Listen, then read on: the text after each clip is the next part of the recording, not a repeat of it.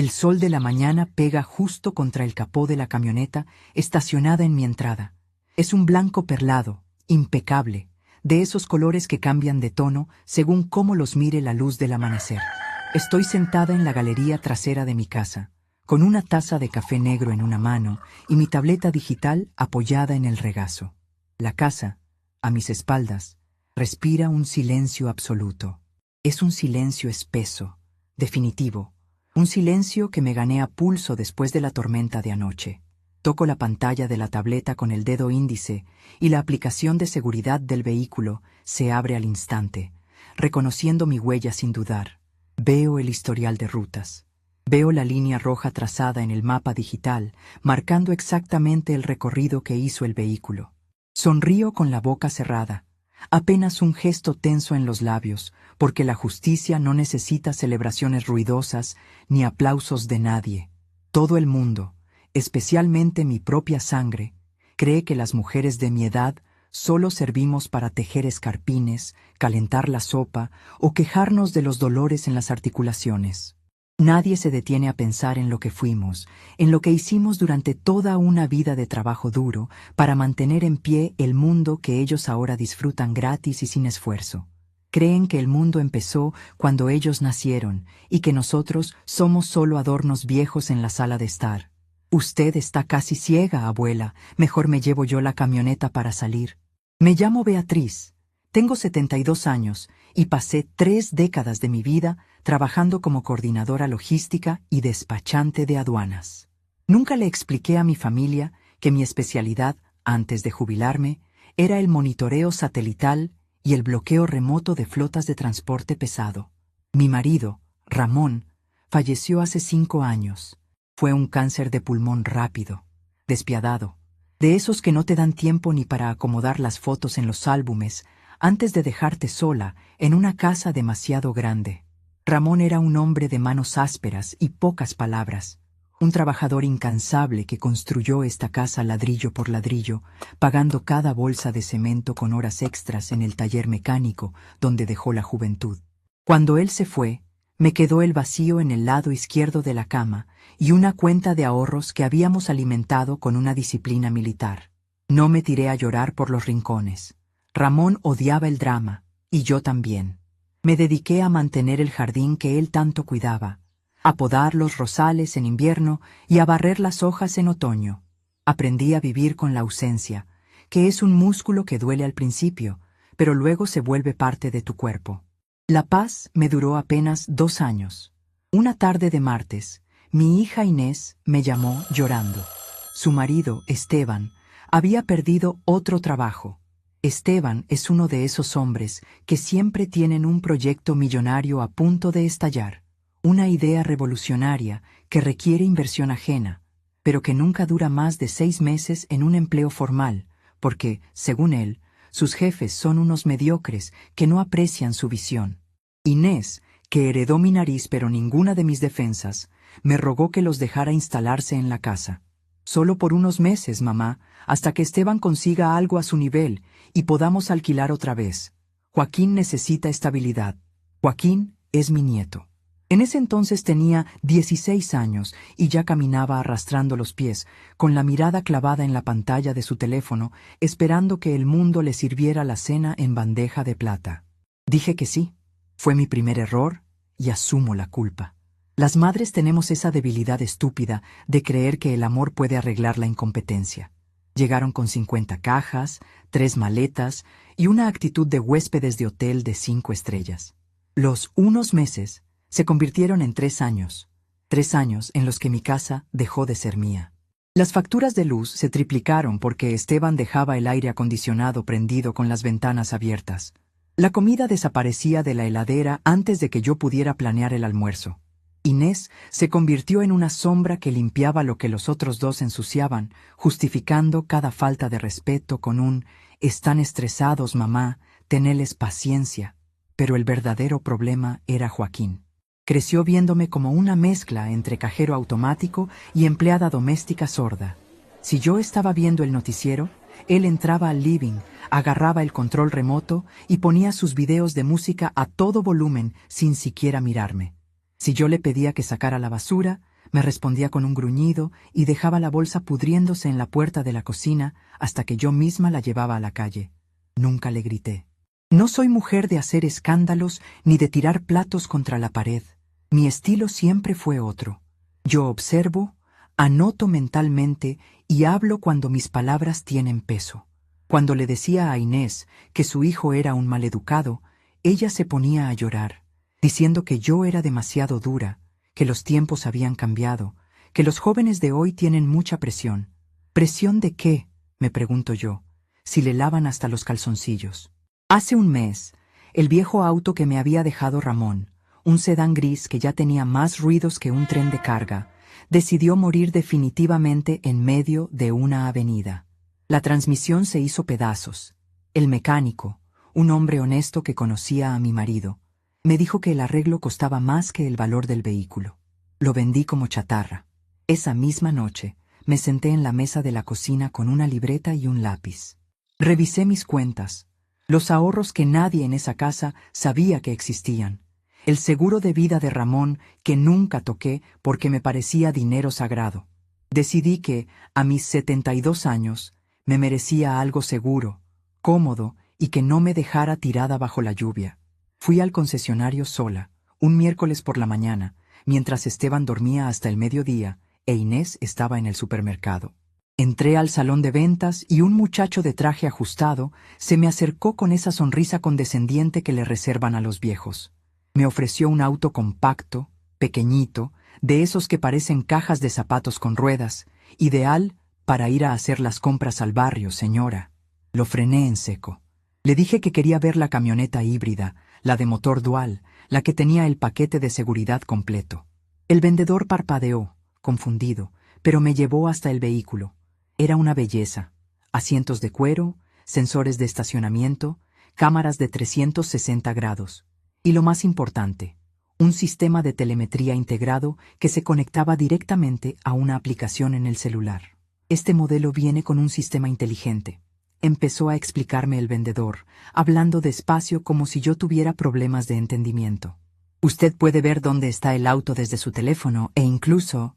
Yo misma bloqueé motores a 1000 kilómetros de distancia cuando los choferes se desviaban de la ruta autorizada. ¿Dónde firmo? Pagué al contado, con transferencia bancaria. Cuando llegué a mi casa manejando esa nave espacial blanca, el silencio que se hizo en el jardín fue absoluto.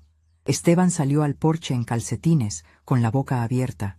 Inés dejó caer una bolsa de pan en el pasto. Joaquín salió detrás de ellos, se quitó los auriculares y sus ojos brillaron con una codicia que me dio asco. «Mamá, ¿qué es esto? ¿Te volviste loca?», gritó Inés, acercándose a tocar la pintura como si quemara. «Es mi vehículo nuevo», respondí, bajándome con calma y cerrando la puerta con un clic suave del control remoto. El viejo no daba más. Esteban se acercó, calculando mentalmente cuánto dinero de su futura herencia acababa de desaparecer en 4 ruedas de aleación. «Beatriz, esto es un gasto innecesario, una locura. Además, un vehículo tan grande es peligroso para alguien de tu edad. Si nos hubieras consultado, yo te habría asesorado para invertir esa plata en un fondo de retorno rápido». Lo miré de arriba a abajo. «La plata es mía, Esteban. Y mi única inversión rápida es no caminar bajo la lluvia. Permiso». Joaquín ya estaba pegando la cara contra el vidrio polarizado del conductor. «Tremenda nave, abuela. Tiene pantalla táctil. ¿Me prestas las llaves para dar una vuelta? Mis amigos no van a creer esto». «No», dije seca, sin dejar de caminar hacia la puerta de entrada. «Nadie maneja este vehículo excepto yo. El seguro está a mi nombre y es para mi uso exclusivo». A partir de ese día empezó la campaña. Fue sutil al principio, como una humedad que sube por la pared. Una noche, durante la cena, Inés me sirvió el estofado y comentó al pasar: «Mamá, hoy cuando llegabas vi que frenaste muy cerca del tacho de basura. Tenés que tener cuidado, los reflejos ya no son los mismos». Yo no había rozado ningún tacho, pero no dije nada. A la semana siguiente, tuve mi control anual con el oftalmólogo. Mi graduación de astigmatismo había cambiado 1/4 de punto. Una tontería. Necesitaba lentes nuevos para leer de cerca, nada más. Cometí el error de mencionarlo en la cocina mientras me preparaba un té. Fue como si les hubiera dado munición de guerra. «¿Viste, mamá? Te está fallando la vista, dijo Inés enseguida. Por eso el otro día no viste el pozo en la esquina. Es un peligro que andes manejando esa camioneta tan grande con la vista así. Veo perfectamente, le contesté, mirándola fijo. Veo las letras chicas del diario y veo la hipocresía en esta casa, que es mucho peor que la miopía. No necesito que me cuides el registro de conducir. Pero ellos ya tenían su narrativa armada. Joaquín empezó a hacer chistes pesados. Cuidado, que sale la abuela ciega a las calles, escóndanse todos. Esteban, con su tono de sabelotodo, le decía a Inés en voz alta para que yo escuchara. Tu madre es un peligro al volante. Cualquier día de estos atropella a alguien y perdemos la casa en un juicio. Alguien debería quitarle las llaves por su propio bien. Querían el auto. Era tan evidente que daba lástima. Esteban lo quería para aparentar éxito en sus reuniones fantasma, y Joaquín lo quería para lucirse los fines de semana. Yo me mantuve firme. Las llaves dormían en el cajón de mi mesa de luz, y cuando yo salía, me las colgaba del cuello. Hasta anoche. Ayer fue viernes. Yo estaba en la cocina, preparando una pechuga de pollo a la plancha para mi cena. El olor a ajo dorado llenaba el ambiente. Había llegado del supermercado hacía media hora, y, en un descuido imperdonable, dejé el llavero de la camioneta sobre la mesada de mármol junto al frutero. Estaba concentrada en bajar el fuego de la hornalla cuando escuché los pasos pesados de Joaquín bajando por la escalera de madera. Entró a la cocina como un ventarrón. Llevaba una camisa negra ajustada, pantalones rotos en las rodillas y apestaba a una colonia barata que inundó el cuarto, tapando el olor a mi comida. Se estaba peinando con los dedos frente al reflejo del microondas. Afuera, en la calle, sonó la bocina de un auto. Eran sus amigos. 4 vagos de su misma calaña que siempre lo pasaban a buscar para ir a la zona de las discotecas, al otro lado de la ciudad. Vi el instante exacto en que los ojos de Joaquín detectaron el llavero sobre el mármol. Fue un movimiento rápido, instintivo, como un animal de rapiña viendo un trozo de carne. Extendió la mano y agarró las llaves. El tintineo metálico me hizo girar sobre mis talones. «¿Qué estás haciendo?», le pregunté. Mi voz salió plana, sin gritos, pero con la firmeza de un bloque de hielo. Joaquín hizo girar el llavero en su dedo índice, con una sonrisa sobradora que le torcía la mitad de la cara. «Me llevo la camioneta, abuela. Los pibes están afuera. Nos vamos para el centro. El auto de Marcos está roto y no vamos a ir en colectivo como unos perdedores». Dejé la espátula sobre el plato. Di 2 pasos hacia él y extendí la mano derecha, con la palma hacia arriba. «Poné las llaves en mi mano, Joaquín. Ahora mismo». Él soltó una carcajada corta, sin gracia. «Dale, abuela, no seas pesada. Es viernes, ni que la fueras a usar ahora. Además, le hago un favor al barrio. Ya escuchaste a mi viejo, sos un peligro. Es mi auto, es mi seguro, es mi propiedad», dije, manteniendo la mano extendida sin alterar el volumen de mi voz. «No tenés permiso, deja las llaves». En ese momento, Inés entró a la cocina. Venía secándose las manos con un repasador. Vio la escena, la tensión entre los dos, y en lugar de poner orden, hizo lo que hace siempre. Eligió el camino de la cobardía. «Joaquín, ¿qué pasa?», murmuró ella, mirando de reojo las llaves. «Me llevo la chata, ma. La abuela se puso en modo dictadora otra vez», dijo él, metiéndose el llavero en el bolsillo del pantalón. «Mamá, por favor», suspiró Inés, mirándome con esa cara de víctima perpetua que me saca de mis casillas. «Déjalo que la lleve. Es más seguro que anden en tu camioneta que en un Uber a estas horas o en el auto viejo de sus amigos. Además, a vos no te cuesta nada. No seas egoísta. Joaquín maneja bien, te la cuida». «No tiene mi autorización, Inés», le respondí, clavando mis ojos en los de mi hija. «Y si se la lleva, es un robo. Las cosas claras». Joaquín bufó, exasperado, cruzando los brazos. «¡Ay, Dios! ¡Qué drama armás por un pedazo de chapa! Usted está casi ciega, abuela. Mejor me llevo yo la camioneta para salir. Si la agarrás de noche te comes la cuneta de la esquina. Hago un servicio público usándola yo». Me miró de arriba abajo con desprecio. Un desprecio absoluto por la mujer que le estaba dando un techo para dormir y comida caliente todos los días. Un chico que nunca en su vida pagó un recibo de luz me estaba diciendo en mi propia cara que yo era una inútil. No hubo un grito de mi parte. No hubo lágrimas de indignación. Mi personalidad no está construida con ese tipo de materiales blandos. Cuando me enfrentan con la falta de respeto pura y dura, mi mente se vuelve una máquina de precisión. Calculo variables, mido distancias y elijo el momento exacto para actuar. Bajé la mano. Lo miré con una calma que lo desconcertó un segundo. Llévatela, dije simplemente. Inés sonrió, aliviada, creyendo que había ganado la paz. ¿Viste, mamá? No era tan difícil. Gracias. Joaquín me guiñó un ojo, arrogante, victorioso. Nos vemos a la madrugada, abuelita. Te la traigo con el tanque como esté, no me pidas milagros. Dio media vuelta y caminó hacia la puerta principal. Escuché cómo abría la puerta. Escuché las voces de sus amigos afuera celebrando al ver las llaves. «No me la contés, sacaste la nave espacial», gritó uno de ellos. No me moví de la cocina.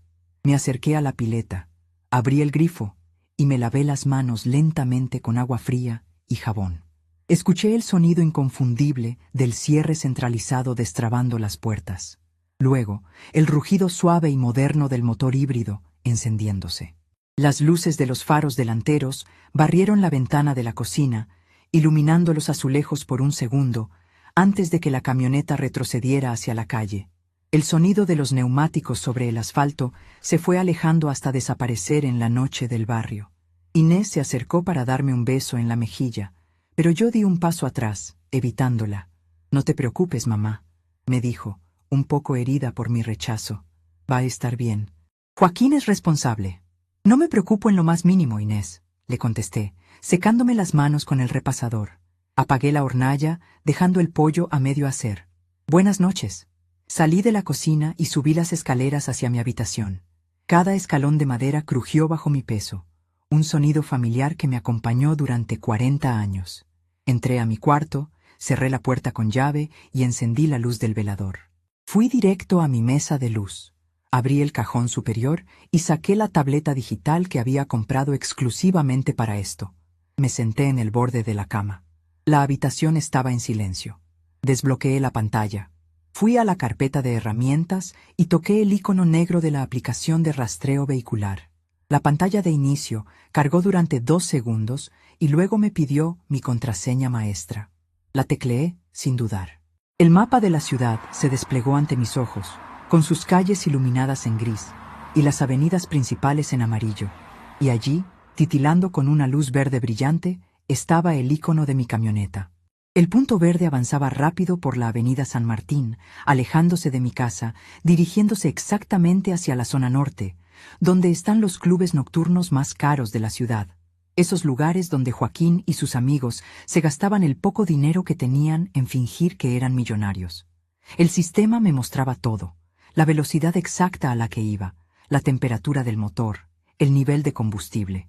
Iba a 70 kilómetros por hora en una zona de 60, típico de él.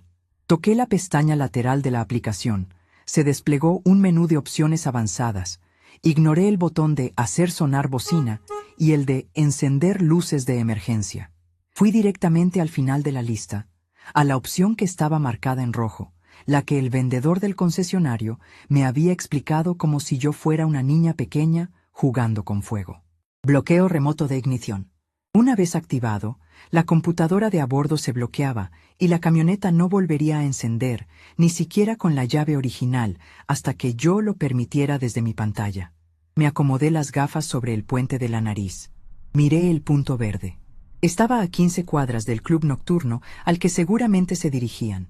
Podía imaginar a Joaquín al volante, con la música retumbando en los parlantes de alta fidelidad, creyéndose el dueño del mundo, riéndose de la vieja ciega que se había quedado cocinando sola en casa. No sentí rabia, no sentí tristeza. Sentí esa concentración fría y cristalina que tenía en la oficina de aduanas cuando detectaba un camión desviado en la madrugada y sabía que tenía que actuar sin que me temblara el pulso. Dejé el dedo índice suspendido a 1 milímetro del botón rojo en la pantalla de la tableta. El punto verde se acercaba al cruce de la Avenida Libertador, donde siempre, sin falta, el semáforo obligaba a frenar a cero. Esperé. Conté los segundos en mi cabeza. El punto verde empezó a reducir la velocidad en la pantalla. 50 kilómetros por hora, 30, 15, 10. Presioné el botón rojo. La pantalla me arrojó un cartel de confirmación. ¿Está segura de que desea ejecutar el bloqueo remoto de inyección? El vehículo quedará inmovilizado. Toqué confirmar. La tableta emitió un pitido suave y corto. El cartel desapareció. El icono verde en el mapa parpadeó 2 veces, y luego su contorno se volvió rojo oscuro. Estado del motor: apagado y bloqueado. Me quité las gafas, las dejé sobre la mesa de luz y me acomodé en las almohadas, cruzando las manos sobre mi estómago. Afuera empezaba a llover. Joaquín acababa de aprender que hay personas a las que es mejor no subestimar, y yo tenía toda la noche por delante para disfrutar del silencio. Apenas comenzaba el juego, y él no tenía idea de que estaba jugando contra alguien que diseñó las reglas. Yo solo tenía que esperar a que el teléfono sonara. Y sabía que no iba a tardar. El teléfono celular vibró sobre la mesa de luz exactamente 42 minutos después de que la camioneta saliera de mi entrada. El zumbido constante contra la madera de roble rompió el silencio de mi habitación, acompañado por el brillo intermitente de la pantalla en la oscuridad. No me sobresalté. No hubo un latido acelerado, ni esa punzada de pánico que Inés siempre experimenta cuando el teléfono suena pasada la medianoche. Me quedé recostada en mis almohadas, respirando el aire fresco que entraba por la rendija de la ventana, escuchando las primeras gotas de lluvia golpear contra el cristal. Sabía que iba a llamar. Era una certeza matemática, una variable calculada desde el momento en que mi dedo índice presionó el botón rojo en la tableta digital. Me tomé mi tiempo. Dejé que el teléfono sonara hasta que la llamada se cortó y entró al buzón de voz. La luz se apagó. 3 segundos después, el aparato volvió a vibrar, esta vez moviéndose un par de milímetros sobre la madera por la insistencia del motor interno. Me incorporé despacio, acomodé la manta sobre mis piernas para no sentir el frío de la madrugada y encendí la pequeña lámpara de lectura. La luz amarilla iluminó el cuarto, revelando el orden meticuloso de mis cosas. Los libros apilados por tamaño, el reloj despertador, la fotografía de Ramón en su marco de plata. Tomé el celular. En la pantalla parpadeaba el nombre de Joaquín. Deslicé el dedo por el cristal y me llevé el auricular a la oreja. «Sí», contesté. Mi voz salió clara, neutra, desprovista del sueño que no tenía. «¡Abuela! Esta porquería que compraste se apagó». El grito de Joaquín me obligó a alejar un poco el aparato de mi oído. De fondo, el ruido era ensordecedor. Se escuchaban bocinazos furiosos, el sonido de motores acelerando por la impaciencia y el repiqueteo inconfundible de la lluvia torrencial golpeando contra el techo de chapa del vehículo. «No te entiendo si gritas, Joaquín». «Baja la voz». «¿Dónde estás?», pregunté, aunque la tableta en mi regazo mostraba las coordenadas exactas con un margen de error de 2 metros. Estaba clavado en el carril central de la Avenida Libertador, justo antes del cruce con la calle Sarmiento. «En el medio de la avenida, abuela. Te dije que esta camioneta era una basura». Frené en el semáforo y el motor se murió. Se apagó todo. Intento darle arranque y no hace nada. La pantalla del tablero está parpadeando con un símbolo rojo. Nos van a chocar por atrás, los autos me están pasando a 1 milímetro. La voz de mi nieto ya no tenía esa arrogancia sobradora con la que había salido de mi cocina. Ahora era aguda, temblorosa. La voz de un chico que de repente se daba cuenta de que el mundo real no venía con un manual de instrucciones a su medida. «Mantén la calma. Es un vehículo híbrido, la computadora gestiona el encendido. ¿Qué dice exactamente la pantalla del tablero? Léeme las letras». «No sé qué dice, abuela. Está en inglés. Dice algo de System Locked o algo así. Los pibes me están volviendo loco. Marcos me dice que me baje, que nos van a llevar puestos». Joaquín respiraba entrecortado. Escuché la voz de otro muchacho en el interior de la cabina, insultando, golpeando el panel de la puerta. «Abuela, llama a la grúa del seguro, ya mismo. Diles que nos vengan a buscar. Nosotros nos vamos a bajar y nos vamos a meter en un techo acá cerca porque nos estamos empapando». Acomodé la tableta sobre mis rodillas y miré los indicadores de telemetría. La presión de los 4 neumáticos era perfecta. La batería del sistema híbrido estaba al 70%. La temperatura del habitáculo marcaba 22 grados agradables. Todo en el vehículo funcionaba a la perfección, excepto la inyección de combustible que yo mantenía cortada con una barrera encriptada. Yo no voy a llamar a nadie, Joaquín, le respondí, ajustando el volumen de mi celular para que las bocinas de la avenida no me aturdieran. Ese vehículo salió de esta casa sin mi autorización. Tú tomaste las llaves. Tú eres el conductor. El problema es tuyo. ¿Me estás jodiendo?, estalló. Es tu camioneta. Está a tu nombre. No me puedes dejar tirado acá en medio de la lluvia. No tengo el número del seguro. No sé cómo se cambia una rueda. No sé abrir el capó. No sé hacer nada con esta nave espacial. Cerré los ojos un instante. Las palabras de mi nieto flotaron en la habitación, pesadas y huecas al mismo tiempo. No sé hacer nada. Era la banda sonora de su generación, o al menos de la versión que mi hija había criado. Esa frase fue como una llave que abrió una puerta en mi memoria, transportándome 15 años atrás, a una tarde calurosa de enero en el viejo taller del fondo de nuestra casa. Ramón estaba agachado junto a la rueda delantera izquierda de nuestro viejo sedán gris. Tenía las manos manchadas de grasa negra, esa grasa densa que se mete debajo de las uñas y no sale ni con 3 lavados de cepillo áspero. Joaquín, que en ese entonces tendría unos 12 años, estaba parado a 2 metros de distancia, mirando la pantalla de una pequeña consola de videojuegos portátil completamente ajeno al esfuerzo de su abuelo. «Vení acá, pichón», le había dicho Ramón, secándose el sudor de la frente con el antebrazo. «Agarrá esta llave cruz. Te voy a enseñar a aflojar las tuercas antes de subir el crique. Es algo que todo hombre tiene que saber antes de sentarse frente a un volante». Joaquín había levantado la vista a regañadientes. Miró la herramienta de metal pesado, luego miró las manos sucias de Ramón, y finalmente se miró sus propias zapatillas blancas, impecables, recién compradas por Esteban con una tarjeta de crédito que tardaría 3 años en pagar. «No quiero, abuelo». «Me voy a ensuciar las manos», había respondido el niño, encogiéndose de hombros. «Además, papá dice que para eso se paga el auxilio mecánico, que ensuciarse es de gente que no estudió». Yo estaba en la puerta del taller, con 2 vasos de limonada fría en una bandeja. Vi cómo la mandíbula de Ramón se tensaba. Mi marido no era un hombre violento, jamás levantaba la voz, pero su silencio tenía el peso del plomo. Dejó la llave cruz en el suelo con un golpe seco que resonó en las paredes de chapa. Miró a su nieto con una tristeza profunda, una decepción que iba mucho más allá de una rueda pinchada.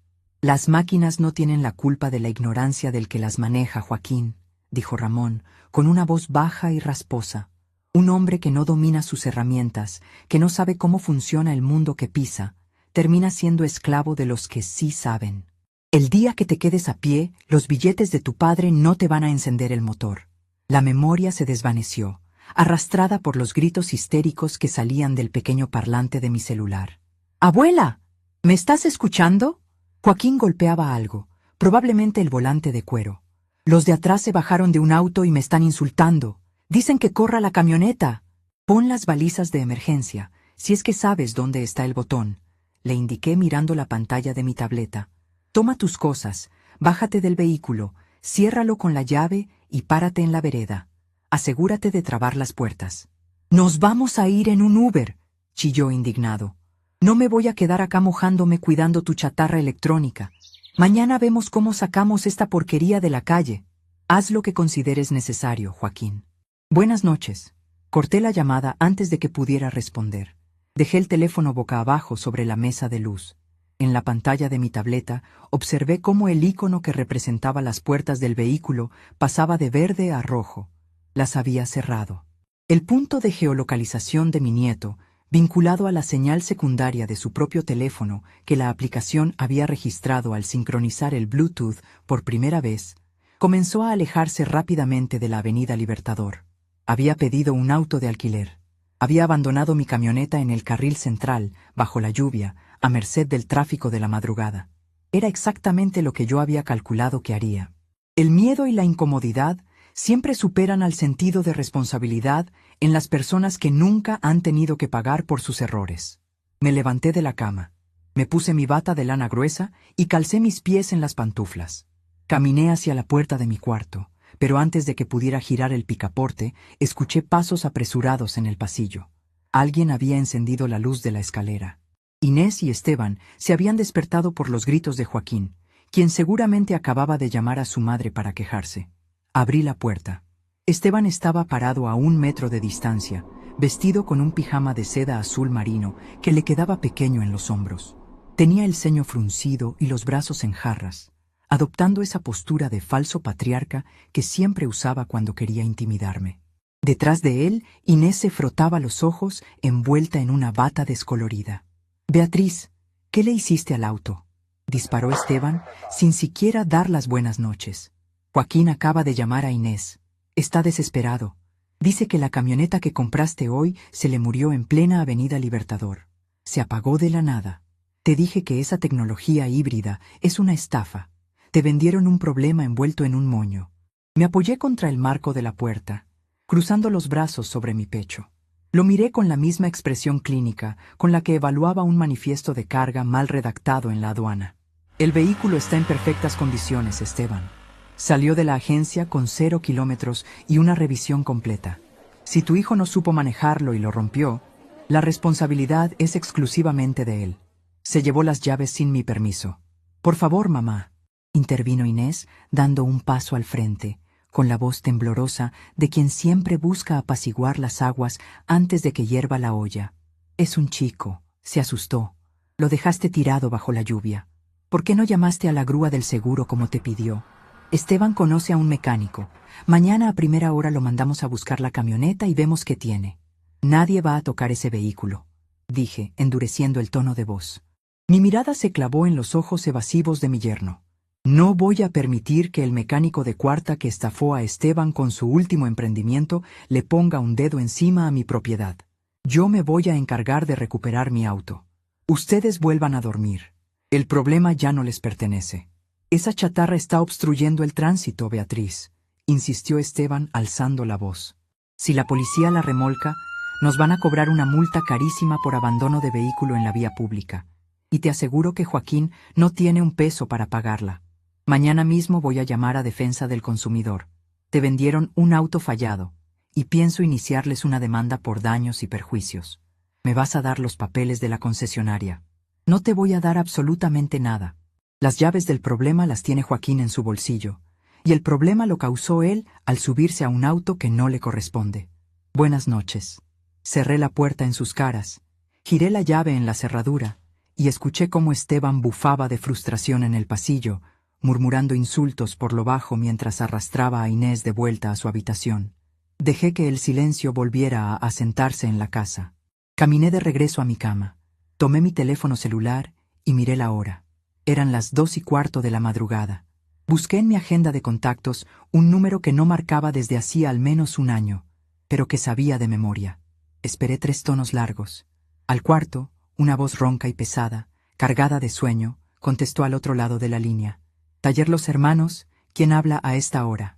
«Donato», dije, permitiendo que una leve nota de calidez suavizara mi voz. «Soy Beatriz, la viuda de Ramón. Perdona la hora. Sé que es una barbaridad llamar en la madrugada». Hubo un segundo de silencio al otro lado, seguido por el sonido de un cuerpo incorporándose en una cama y el roce de una mano frotando un rostro cansado. Donato era el dueño del único taller de chapa y pintura honesto que quedaba en el barrio. Había sido el mejor amigo de Ramón en sus años de juventud. Juntos habían desarmado motores bajo el sol de enero y habían compartido cientos de almuerzos de milanesas frías sentados sobre neumáticos viejos. Donato era un hombre rudo, de manos enormes y lealtad inquebrantable. «Doña Beatriz». La voz de Donato cambió por completo, perdiendo la aspereza. «Por el amor de Dios, no hay hora para usted. ¿Pasó algo malo? ¿Está bien de salud? ¿Alguien se metió en la casa?» «Estoy perfectamente, Donato, pero necesito un favor de los grandes. Un favor que requiere discreción absoluta y tu camión plancha. Diga nomás. Tengo la grúa estacionada en la puerta. Me pongo los botines y salgo. Compré una camioneta nueva hoy, un híbrido. Mi nieto se la llevó sin permiso y la dejó abandonada en el carril central de la Avenida Libertador, casi esquina Sarmiento. El motor está bloqueado. Necesito que vayas, la cargues en la plancha y te la lleves directamente a tu galpón en la zona sur. No la traigas a mi casa. Quiero que desaparezca de la vista de mi familia esta misma noche». Donato soltó un silbido bajo y largo. Escuché el sonido metálico de unas llaves tintineando mientras él caminaba por su casa. Ese chico siempre fue un dolor de cabeza para Ramón, murmuró el mecánico.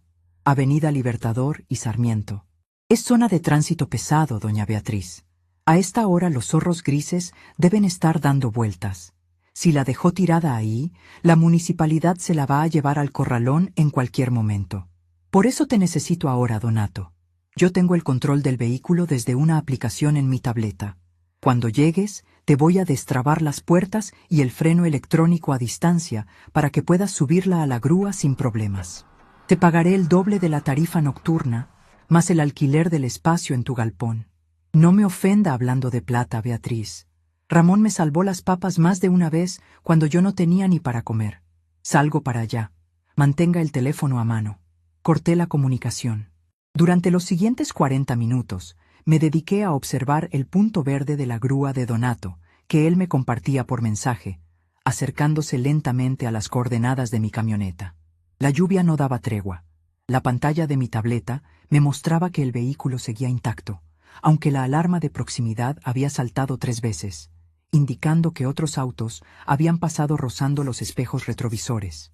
A las 3:10 de la mañana, mi teléfono volvió a sonar. «Estoy acá, Beatriz», dijo Donato. De fondo se escuchaba el ruido ensordecedor del motor diésel de su grúa y las sirenas de la lluvia. Esto es un caos. El chico la dejó cruzada, pisando la línea blanca. Hay 2 oficiales de tránsito parados al lado del capó. Están escribiendo la boleta para pedir el remolque municipal. Llego justo a tiempo. Acércate a ellos. Diles que eres el auxilio mecánico enviado por la titular del vehículo.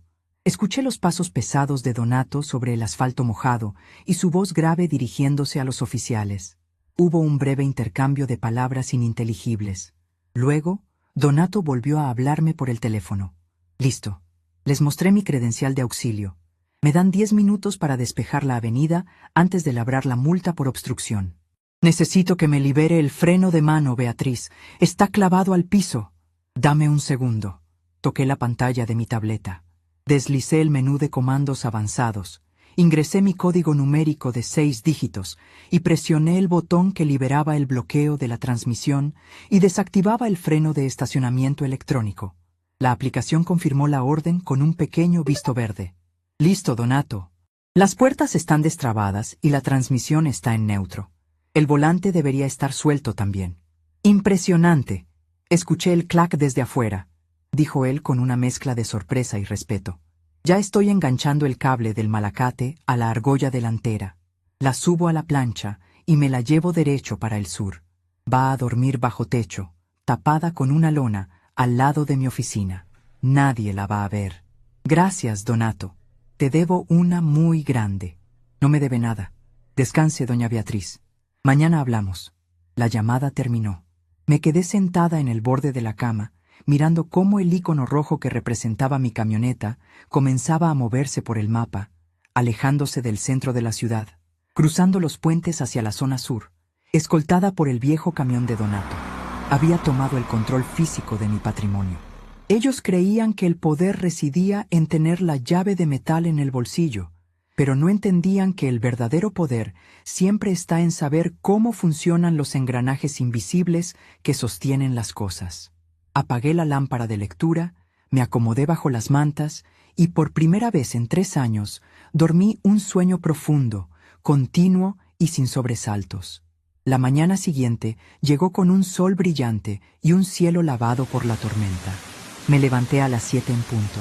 Me duché, me vestí con unos pantalones de lino gris y una blusa blanca y bajé a la cocina. El silencio de la casa era diferente. Estaba cargado de una electricidad densa, la tensión de una bomba que todos saben que va a explotar, pero nadie quiere mirar. Preparé mi café en la cafetera italiana, dejando que el aroma amargo y fuerte llenara el ambiente. Puse 2 rebanadas de pan en la tostadora. Estaba sirviendo el líquido oscuro en mi taza de porcelana cuando escuché el ruido de la puerta principal abriéndose.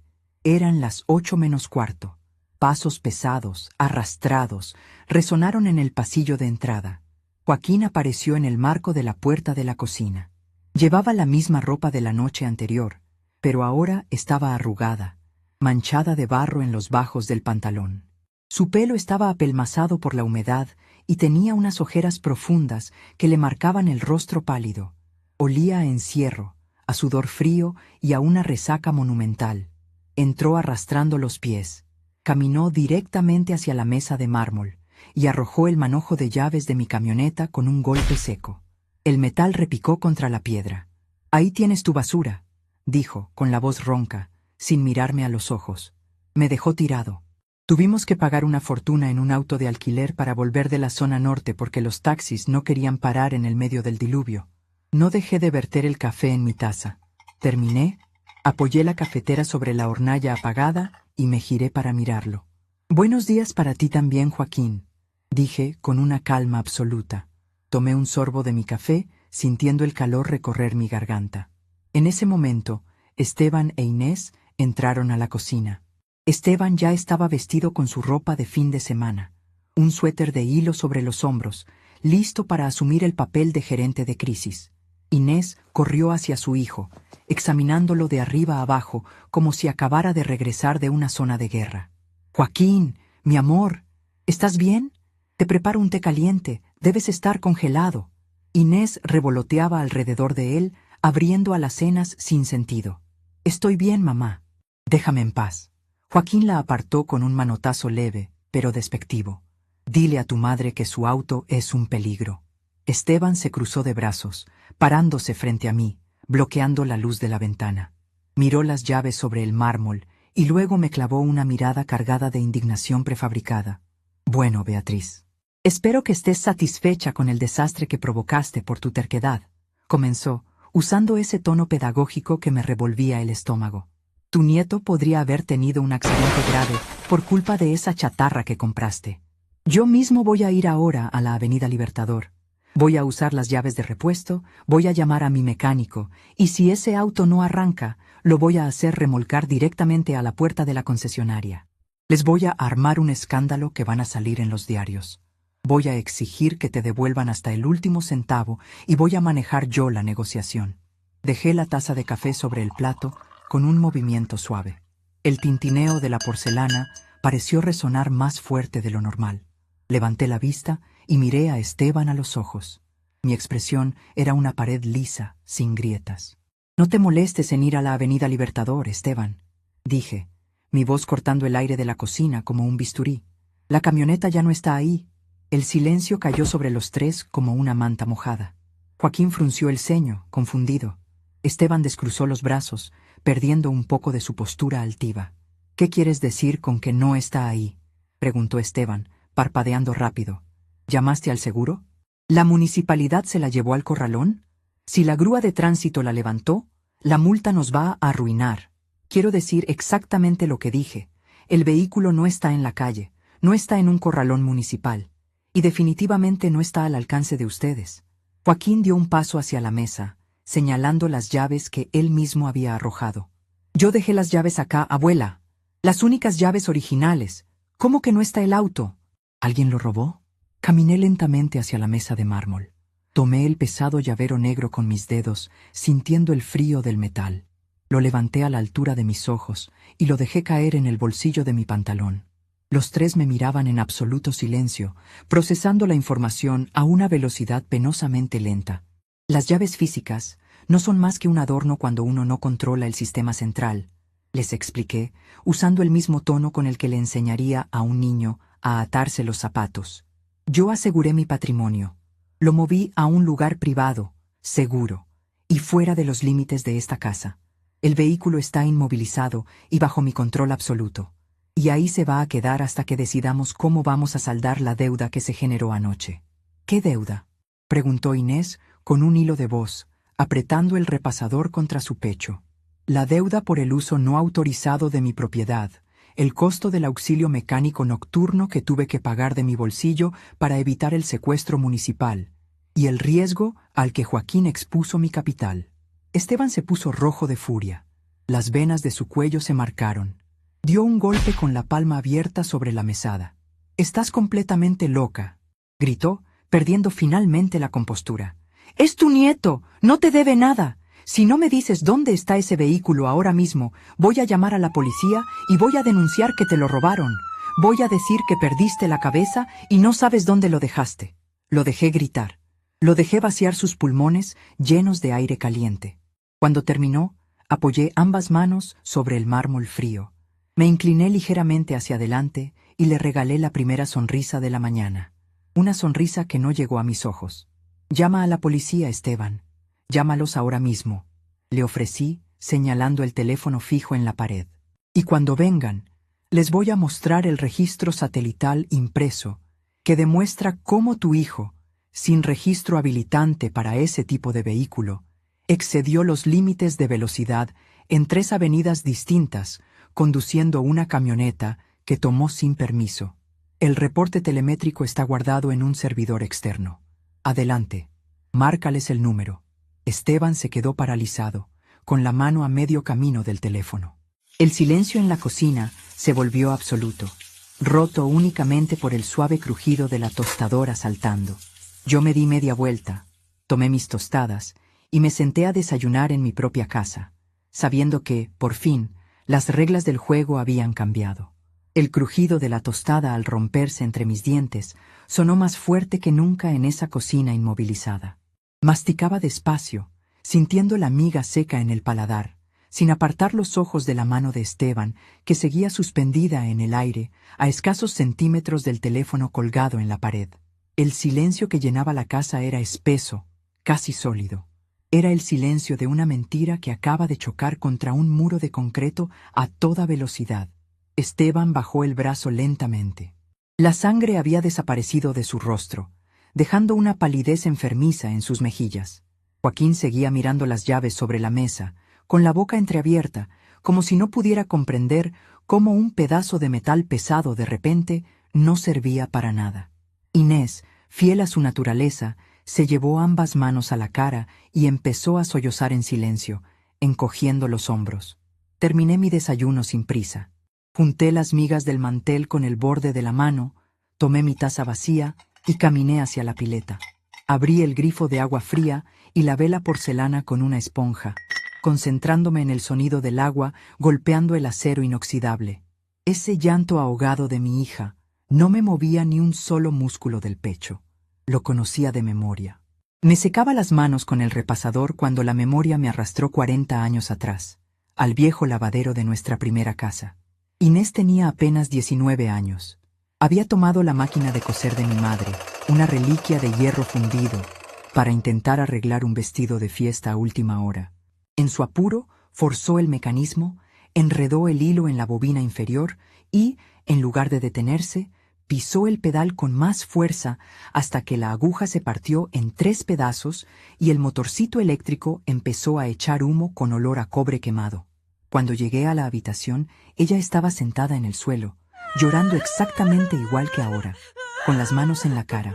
Fue la tela, mamá. La tela era muy gruesa, la máquina es vieja y no sirve, me dijo entre lágrimas. Ramón, que estaba en el pasillo con las manos manchadas de aceite de motor, se apoyó en el marco de la puerta. Me miró mientras yo me agachaba para consolarla y limpiar el desastre. No la ayudes a levantarse, Beatriz, me advirtió con esa voz grave que no admitía discusiones. Si le atas los zapatos todos los días, el día que te mueras, va a caminar descalza por la calle y le va a echar la culpa a las piedras. Que pague el arreglo con su sueldo. Yo no lo escuché. Pagué la reparación en secreto. Ese fue el principio de esta condena. Dejé el repasador sobre la mesada y me di media vuelta. Esteban seguía petrificado junto a la pared. Joaquín había retrocedido 2 pasos hacia el pasillo, como si temiera que yo le fuera a cobrar en efectivo en ese mismo instante. Voy a salir, anuncié, abotonándome el saco de lana gris. La casa queda a su cuidado. No quiero ver ni un solo plato sucio cuando vuelva. Nadie respondió. Salí por la puerta principal, cerrando con 2 vueltas de llave. El aire de la mañana estaba limpio, lavado por la tormenta de la noche anterior. Caminé las 4 cuadras hasta la avenida principal pisando los charcos que brillaban bajo el sol. No saqué el teléfono de mi bolso. Sabía exactamente a dónde iba. Esperé en la parada del colectivo número 114, junto a 2 mujeres que llevaban bolsas de mercado. Cuando el transporte llegó, subí los escalones con cuidado, apoyándome en el pasamanos de metal amarillo y pajé mi boleto con la tarjeta magnética. El viaje duró 45 minutos. Vi por la ventanilla cómo el paisaje cambiaba. Las casas con jardines podados de mi barrio dieron paso a galpones grises, talleres mecánicos con neumáticos apilados en las veredas y fábricas con chimeneas apagadas en la zona sur de la ciudad.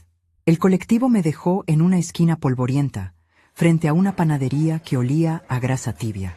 Caminé media cuadra hasta llegar a un portón de chapa acanalada pintado de azul oscuro. Arriba, un cartel despintado decía «Taller Los Hermanos». Golpeé la chapa 3 veces con los nudillos. A los pocos segundos, escuché el ruido de un pasador de hierro pesado deslizándose. La puerta se abrió y apareció Donato. Llevaba un mameluco azul gastado en las rodillas y sostenía un mate de calabaza en la mano derecha. Al verme, su rostro duro se relajó en una sonrisa franca. «Doña Beatriz, pase, por favor». Justo estaba calentando agua. Entré al galpón. El olor a pintura fresca, a solvente y a aceite de motor me golpeó el rostro. Era un olor familiar, el mismo aroma que impregnaba la ropa de Ramón cuando volvía de trabajar. El lugar era enorme, iluminado por tragaluces polvorientos en el techo de zinc. Al fondo, junto a una cabina de pintura, vi mi camioneta blanca. Estaba cubierta a medias con una lona de lona verde gruesa, como si fuera un secreto militar. Caminé hacia el vehículo. Donato caminó a mi lado, chupando la bombilla de metal de su mate. Tiró de la lona verde hacia atrás, dejando al descubierto la trompa perlada de la camioneta. «La descargué a las 4 de la mañana sin un solo rasguño mío», dijo Donato, pasando un trapo limpio por el capó. «El freno electrónico respondió perfecto al comando que usted mandó, pero el chico no la cuidó nada. Mire acá abajo». Me agaché despacio, apoyando una mano en mi rodilla para no perder el equilibrio. Donato señaló el parachoques delantero, del lado derecho, justo debajo del faro antiniebla. Había un raspón profundo, una marca negra y áspera en la pintura blanca, como si el plástico hubiera sido arrastrado contra un bloque de cemento. Mordió un cordón alto, seguro al doblar rápido en alguna esquina, explicó el mecánico, pasando el dedo pulgar por la lastimadura del vehículo. No afectó la dirección ni los sensores, es solo chapa y pintura. Pero si le daba un poco más fuerte, le arrancaba el guardabarros entero. Toqué el raspón con la yema de los dedos. El plástico rugoso me raspó la piel. No sentí lástima por el auto. Era solo una máquina. Lo que sentí fue la confirmación física de todo lo que Joaquín representaba. La destrucción sistemática de lo que no le costaba esfuerzo conseguir. Esa marca en la pintura me devolvió de golpe a otro momento. 5 años atrás. Fue apenas unas semanas antes de que Ramón enfermara. Esteban había aparecido en mi casa a las 11 de la noche, pálido y sudando frío. Su último gran negocio, una importación de repuestos electrónicos chinos, había fracasado. Había falsificado las declaraciones de aduana para pagar menos impuestos y la carga entera había sido retenida en el puerto. Tenía que pagar una multa enorme antes de 48 horas, o se enfrentaba a un embargo que le quitaría el departamento donde vivían con Inés. Me rogó en el pasillo, casi de rodillas.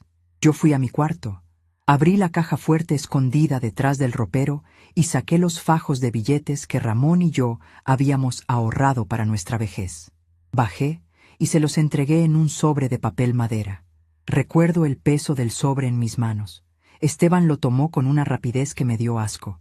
No me dio las gracias, solo dijo: «Es un préstamo temporal, Beatriz. En 2 meses te lo devuelvo con intereses».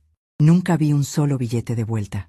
Esa noche, mientras yo miraba por la ventana cómo se subía a su auto con mi dinero, me di cuenta de que mi ayuda no era un salvavidas, era el combustible que alimentaba su mediocridad. Me puse de pie, sacudiendo el polvo invisible de mis pantalones. «Déjalo así, Donato. No lo arregles», le dije mirando la marca en el parachoques. «Quiero que la cicatriz se quede ahí. Como usted mande, doña Beatriz. La camioneta se queda bajo techo en este rincón. Nadie entra acá atrás sin mi permiso». Abrí mi bolso, saqué un sobre blanco y se lo extendí. «Aquí tienes el pago por el remolque de anoche y el alquiler del espacio por este mes completo. En efectivo». Donato miró el sobre, frunció el ceño y dio un paso atrás, negando con la cabeza. «No, señora. Ya le dije por teléfono que no le voy a cobrar un peso por esto. Ramón me sacó de la calle cuando yo no tenía ni para comprar un martillo. Esto es un favor de amigos». Di un paso al frente, agarré el bolsillo del lado izquierdo de su mameluco azul y metí el sobre a la fuerza, apretando la tela. Los favores se agradecen, Donato, pero el trabajo se paga. No me ofendas rechazando lo que es justo. Y si alguien de mi familia llega a aparecer por este barrio preguntando por una camioneta blanca, tú no has visto nada. Donato sonrió, una sonrisa torcida que le marcaba las arrugas alrededor de los ojos. Palmeó el bolsillo de su pecho, donde estaba el dinero. Soy una tumba, doña Beatriz. Vaya tranquila. Salí del taller mecánico, sintiendo que una pieza del tablero ya estaba asegurada. Pero esconder el auto era solo el principio. Si quería que entendieran el peso de su propia inutilidad, tenía que cortar las líneas de suministro que los mantenían cómodos en mi casa. Caminé 3 cuadras hasta llegar a la avenida comercial del barrio, una calle ancha llena de pequeños negocios locales. Entré a la carnicería El Novillo. El olor a carne cruda, a aserrín húmedo esparcido por el suelo y a lavandina me recibió de inmediato. Detrás del mostrador de vidrio, cortando una tira de asado con un cuchillo enorme, estaba Norberto, un hombre corpulento, de brazos gruesos y delantal blanco manchado de rojo en la cintura. Me conocía desde hacía más de 20 años. «Doña Beatriz, qué milagro verla por acá tan temprano», saludó Norberto, limpiando la hoja del cuchillo con un trapo de algodón. «¿Qué le preparo hoy? ¿Le separo unas costeletas tiernas para el almuerzo?» «Hoy no vengo a llevar carne, Norberto. Vengo a ver la libreta». El carnicero dejó el cuchillo sobre la tabla de madera. Su sonrisa se desdibujó un poco, adoptando una expresión más seria y profesional. Se secó las manos en el delantal, se agachó debajo del mostrador y sacó un cuaderno de tapas duras color rojo, con los bordes gastados y llenos de grasa. Lo abrió sobre el vidrio y buscó la página marcada con mi apellido. En ese barrio, la confianza todavía se medía en papel. Yo tenía una cuenta abierta con Norberto. Inés solía venir 2 o 3 veces por semana a retirar carne, pollo y fiambres para las comidas de la casa, y yo pasaba a fin de mes a liquidar la deuda entera. Era un arreglo informal, basado únicamente en mi palabra. Norberto recorrió la columna de números con su dedo índice, que tenía una curita en el nudillo. A ver, Inés vino el martes y llevó 2 kilos de vacío y unos chorizos. El jueves llevó milanesas preparadas. Y ayer pasó el chico, Joaquín, y se llevó 3 kilos de asado de primera. Me dijo que tenían una cena. En total, hasta el día de hoy, suman 42,000 pesos, doña Beatriz. Asentí con la cabeza, sin mostrar ninguna emoción por el gasto de Joaquín en carne cara para sus amigos vagos. Abrí mi bolso, saqué mi billetera y conté los billetes uno por uno sobre el mostrador de vidrio, apilándolos con precisión matemática. 45,000, Norberto. Guarda el cambio a mi favor, pero saca tu bolígrafo rojo. El carnicero tomó el dinero, lo guardó en el cajón de la caja registradora y sacó un bolígrafo del bolsillo de su camisa. Me miró a los ojos, esperando la instrucción. «Tacha la cuenta entera», le ordené apoyando mis manos sobre el vidrio frío del mostrador. «Y a partir de este minuto exacto, la cuenta corriente queda clausurada. Si Inés, Esteban o Joaquín entran por esa puerta y te piden fiado en mi nombre, les dices que no. No les entregas ni medio kilo de carne picada si no tienen el efectivo en la mano para pagarlo en el momento. La única persona autorizada para llevarse mercadería de este local soy yo». ¿Fui clara? Norberto parpadeó, sorprendido por la dureza de mi voz. Trazó una línea roja diagonal gruesa sobre toda la página del cuaderno. «Clarísimo, doña Beatriz. Cuenta cancelada. Acá no se lleva nada a nadie si no es con plata en mano o si no viene usted en persona». Le di las gracias con un asentimiento de cabeza y salí de la carnicería. El sol del mediodía me pegó en la cara. Me quedé parada en la vereda unos segundos, respirando el aire de la calle. Mientras el ruido del tráfico pasaba a mi lado, la imagen del cuaderno rojo tachado me trajo el recuerdo más pesado que guardo en la memoria. La habitación del hospital. La luz blanca fluorescente que lastimaba los ojos. El pitido constante y rítmico del monitor cardíaco. Ramón estaba acostado en la cama, tan delgado que parecía desaparecer entre las sábanas blancas. Olía a yodo, a remedios fuertes y a un cansancio infinito. Era su última noche. Yo estaba sentada a su lado, sosteniendo su mano derecha. Su piel estaba fría, áspera, como papel de lija viejo. Hacía horas que no hablaba, pero de repente apretó mis dedos con una fuerza que no creía que le quedara. Abrió los ojos y me miró fijo. No había miedo en su mirada, solo una preocupación profunda. «Escúchame bien, Beatriz», me dijo, con la voz rasposa, casi un susurro que me obligó a acercar la oreja a sus labios. «Me voy, y te dejo la casa. Es tu fuerte, nuestra fortaleza. Prométeme que no vas a dejar que te conviertan en su empleada. Inés tiene buen corazón, pero no tiene espina dorsal. Y ese marido suyo es una sanguijuela. No cocines para vagos, Beatriz. No les pagues las cuentas que ellos generan. Si tienes que cerrar la puerta con llave y dejarlos del lado de afuera para salvarte vos, lo haces». Yo lloré esa noche.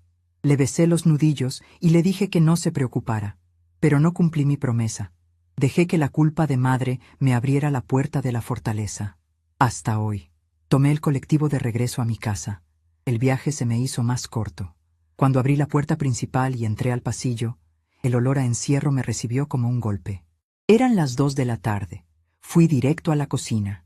La luz estaba apagada. Sobre la mesada de mármol todavía estaba la taza de café sucia que yo había usado en el desayuno, junto con un plato manchado de mermelada y migas esparcidas por todas partes. Joaquín estaba tirado en el sofá del living, a oscuras, iluminado solo por la luz parpadeante del televisor enorme donde estaba jugando a un juego de tiros con sus auriculares puestos. Esteban caminaba de un lado a otro en el comedor, hablando por su teléfono celular con voz baja y tensa, seguramente intentando conseguir dinero prestado de alguno de sus contactos fantasmas. Inés apareció por la puerta del lavadero, secándose las manos. Al verme, su rostro se iluminó con un alivio infantil.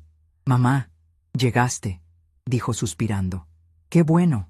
No sabía qué hacer de almorzar. Fui a fijarme a la heladera y no hay nada de carne. Solo quedan unas verduras viejas y medio paquete de fideos. Te estaba esperando para ver si podías ir a lo de Norberto a traer unas milanesas. Joaquín se muere de hambre». Caminé despacio hacia la heladera. La abrí. Efectivamente, estaba vacía. Ellos habían devorado la compra del mes en 15 días, como langostas en un campo de trigo. Cerré la puerta de metal con un golpe suave. «Ve a comprar tú, Inés», le respondí, colgando mi bolso en el respaldo de una silla. «La carnicería está abierta hasta las 3». Inés bajó la mirada, frotándose las manos húmedas con nerviosismo. «No tengo plata encima, mamá. Esteban tuvo que usar lo último que teníamos en efectivo para pagar el auto de alquiler que los trajo anoche bajo la lluvia.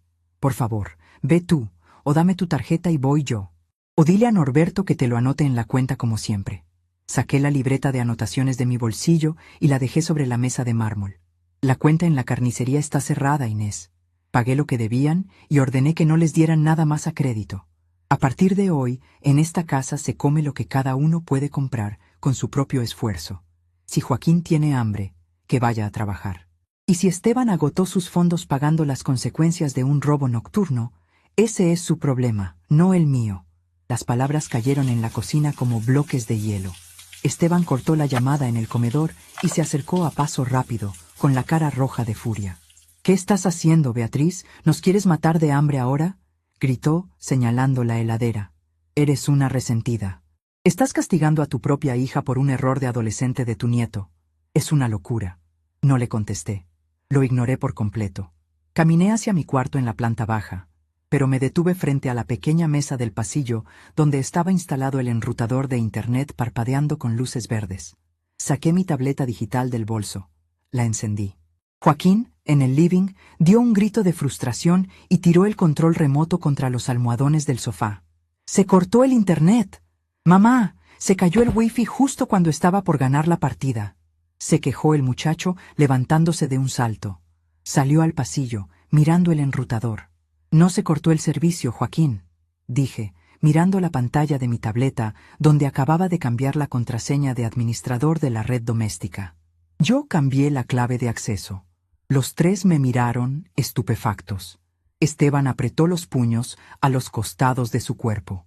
«El servicio de Internet está a mi nombre. El contrato es mío. Yo lo pago todos los meses sin falta», expliqué, guardando la tableta en mi bolso de nuevo. «A partir de hoy, La red se encenderá exclusivamente 2 horas al día, de 6 a 8 de la tarde, para que Inés pueda revisar sus correos si lo necesita. El resto del tiempo, la señal estará bloqueada. Si quieres jugar videojuegos en línea todo el día, Joaquín, te sugiero que contrates tu propia línea telefónica y pagues la instalación. Esto es un abuso, estalló Esteban, dando un paso hacia mí con una agresividad que me hizo plantar los pies firmes en el suelo del pasillo. Nos estás cortando los víveres, nos cortas la comunicación, nos robaste el auto dejándonos a pie. ¡Nos estás asfixiando en nuestra propia casa! Mantuve la mirada clavada en sus ojos cobardes. No retrocedí ni un milímetro. No, Esteban, le contesté, con la voz tan baja y fría que los obligó a guardar silencio para escucharme. No los estoy asfixiando. Les estoy quitando mi tubo de oxígeno para enseñarles a respirar solos por primera vez en 3 años. Y, para que lo tengas claro, esta es mi casa, no la tuya. Joaquín pateó la pata de la mesa del pasillo con violencia. «Estás loca, vieja de porquería. Me voy de acá», gritó el muchacho, subiendo las escaleras de a 2 escalones hacia su habitación. Inés rompió a llorar nuevamente, apoyándose contra la pared del pasillo, repitiendo mi nombre como un ruego inútil. Esteban, con las venas del cuello marcadas y la respiración agitada, agarró su abrigo del perchero de la entrada. Se lo puso con movimientos bruscos, casi arrancando los botones. «Esto no se va a quedar así, Beatriz», siseó Esteban, apuntándome con un dedo tembloroso. «Te crees muy inteligente con tus aparatitos y tus castigos de maestra de escuela. Voy a averiguar dónde escondiste esa camioneta. Conozco a gente en el barrio, conozco mecánicos. La voy a encontrar, y cuando la encuentre, te voy a demostrar que no me vas a pisotear más». Abrió la puerta principal con un tirón violento y salió a la calle, dando un portazo que hizo temblar los vidrios de la ventana del living. Me quedé en el pasillo, escuchando los sollozos de Inés. No le dije nada. Caminé hacia mi cuarto, entré y cerré la puerta detrás de mí. Me senté en el borde de mi cama, saqué la tableta una vez más y abrí la aplicación de seguridad satelital. Fui al menú de opciones avanzadas y tracé un perímetro de alerta rojo alrededor del galpón de Donato en el mapa digital. Si Esteban o cualquiera de sus conocidos se acercaba a menos de 50 metros del vehículo, mi teléfono empezaría a sonar con una alarma ininterrumpida. Dejé la tableta sobre la mesa de luz. Ellos creían que la guerra era por un auto o por un plato de comida. No entendían que yo acababa de cerrar todas las salidas de emergencia de la casa. Solo tenían que empezar a desesperarse, y yo tenía toda la paciencia del mundo para ver cómo caían en su propia trampa. Respiré hondo, mirando la foto de Ramón en el portarretratos, sabiendo que el momento de la verdad estaba a la vuelta de la esquina, y no pensaba dar un solo paso atrás. El reloj de péndulo en la sala de estar marcó las 4 de la tarde con 4 campanadas lentas, graves, que resonaron en las paredes de la casa como un martillo golpeando madera hueca. Yo estaba sentada en mi sillón de lectura, el de tapizado verde oscuro que Ramón me había regalado para nuestro 20º aniversario, con un libro de historia descansando cerrado sobre mi regazo. No estaba leyendo, estaba escuchando. La casa entera crujía bajo el peso de la abstinencia. Era la primera vez en 3 años que la maquinaria invisible que sostenía la comodidad de mi hija, mi yerno y mi nieto se detenía por completo. Sin internet, sin la despensa llena, sin el vehículo en la puerta, el aire mismo parecía haberse vuelto más denso, difícil de respirar para ellos. Escuché la puerta de la habitación de Joaquín abrirse de golpe en la planta alta. Los pasos del muchacho bajaron por la escalera con esa pesadez arrastrada de quien cree que el universo entero le debe una disculpa. Apareció en el umbral de la sala de estar. Tenía su teléfono celular en la mano derecha, la pantalla iluminando su rostro pálido y brillante, de sudor frío. Llevaba la misma ropa arrugada, pero ahora su actitud desafiante había sido reemplazada por una urgencia nerviosa, casi infantil. «¡Abuela!», dijo, deteniéndose a 2 metros de mi sillón. Su voz sonaba áspera, como si hubiera estado gritando contra la almohada. «La aplicación de comida no funciona. No me moví». Mantuve mis manos entrelazadas sobre la tapa del libro. «Si la aplicación no funciona, será un problema del servidor de la empresa, Joaquín. Deberías escribirles un correo al soporte técnico». «No, No es la aplicación, corrigió, tragando saliva, mirando la pantalla con desesperación. Me dice que el método de pago fue rechazado. Intenté pedir unas hamburguesas porque en la cocina no hay nada comestible, y me salta un cartel rojo. Dice que la tarjeta principal fue desvinculada de la cuenta. Pon tu tarjeta de nuevo. Tengo hambre. Lo miré de arriba abajo. Un muchacho de 19 años, sano, fuerte, incapaz de hervir un paquete de arroz o caminar 3 cuadras hasta un almacén para comprar un trozo de pan. No voy a poner mi tarjeta de nuevo, Joaquín. La desvinculé yo misma hace una hora. De la aplicación de comida, de la plataforma de transporte privado y de tus suscripciones de videojuegos. Los ojos de mi nieto se abrieron de par en par. La incredulidad le deformó los rasgos como si le hubiera hablado en un idioma alienígena. ¿Me cortaste las tarjetas?, gritó, dando un paso al frente, agitando el teléfono en el aire. ¿Cómo voy a comer? ¿Cómo voy a salir? Tengo mi cuenta vinculada a esos pagos desde hace 2 años. Exactamente. 2 años en los que yo pagué cada uno de tus caprichos nocturnos y tus almuerzos de comida rápida sin que tú aportaras un solo centavo a esta casa. El grifo se cerró. Si tienes hambre, busca un trabajo. Si quieres salir, camina. Estás experimentando lo que significa vivir de tus propios recursos. Eres una mala persona, escupió con los puños apretados. Mi papá tiene razón. Te estás vengando de mí por una estupidez. Es solo plata. A vos te sobra. La plata no sobra, Joaquín. Se administra. Y yo decidí dejar de administrarla a favor de un fondo perdido. Vuelve a tu cuarto o ve a buscar a tu padre para que te compre la cena. Si es que le queda algo de efectivo después de pagar el desastre que hiciste anoche. Joaquín se quedó paralizado, respirando por la boca, buscando alguna frase hiriente que me hiciera retroceder. Pero cuando uno corta el cable principal de suministro, los insultos son solo chispas sin fuerza. Dio media vuelta, pateó el marco de la puerta de madera y se marchó hacia la cocina, murmurando maldiciones. Me levanté del sillón, dejé el libro sobre la mesa de centro y caminé en silencio hacia el pasillo. Desde allí podía ver el interior de la cocina. Inés estaba parada frente a la hornalla. Había encendido el fuego bajo una olla pequeña. Con movimientos torpes y lentos, estaba cortando la mitad de una zanahoria vieja y una cebolla que había encontrado en el fondo del cajón de las verduras. Lloraba en silencio. Las lágrimas le caían por las mejillas y se mezclaban con el vapor del agua que empezaba a hervir. Era una imagen patética. Una mujer adulta, madre de familia, llorando porque no sabía cómo alimentar a su hijo si yo no le resolvía la logística básica de la supervivencia. No sentí pena. Mi personalidad no me permite la lástima cuando el sufrimiento es autoinfligido.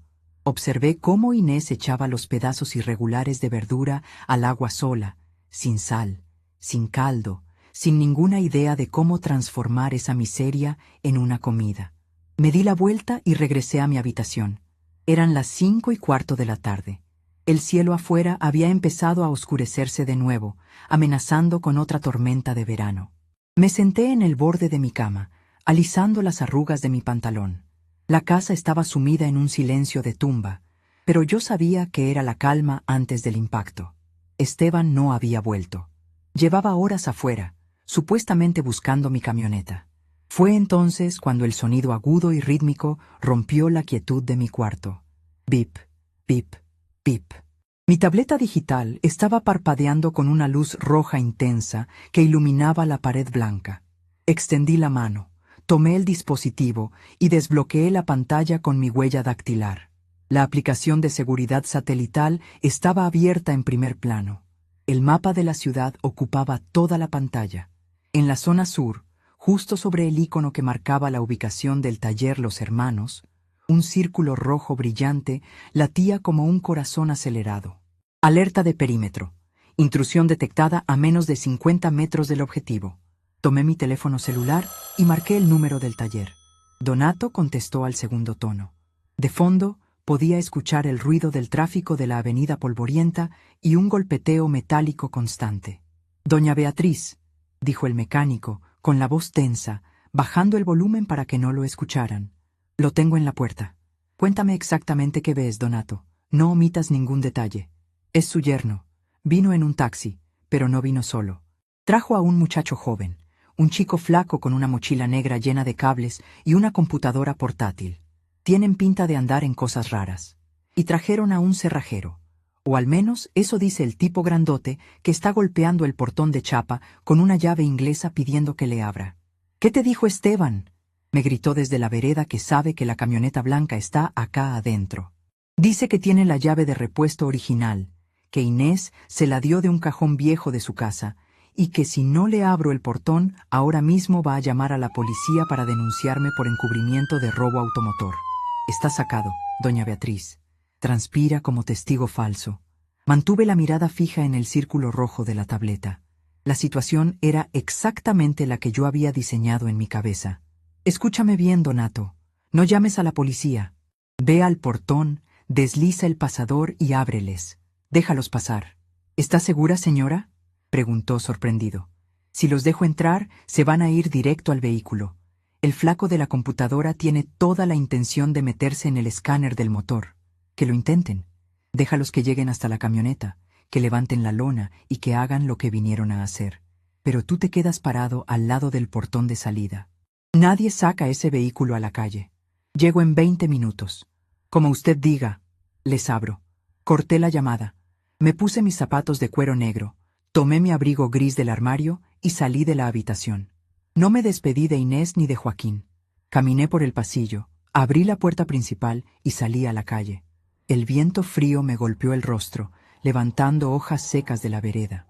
Caminé hasta la esquina y levanté la mano para detener un taxi que venía despacio. Me subí al asiento trasero. El interior del auto olía a desodorante de pino y a tabaco viejo. Le di la dirección del taller en la zona sur al chofer, un hombre mayor que asintió en silencio y aceleró.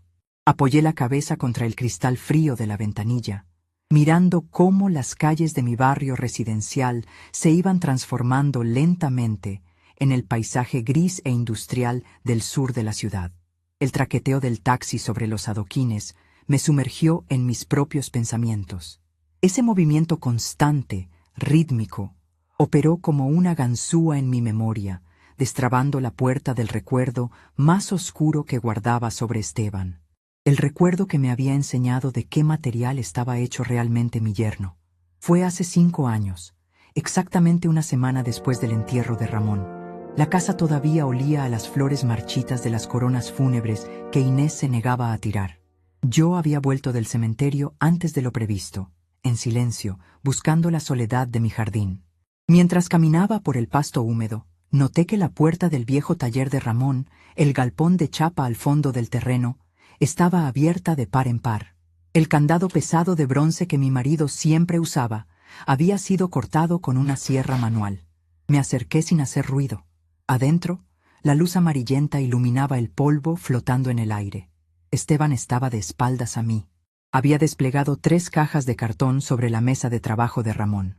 Con movimientos rápidos y codiciosos, estaba vaciando los cajones metálicos.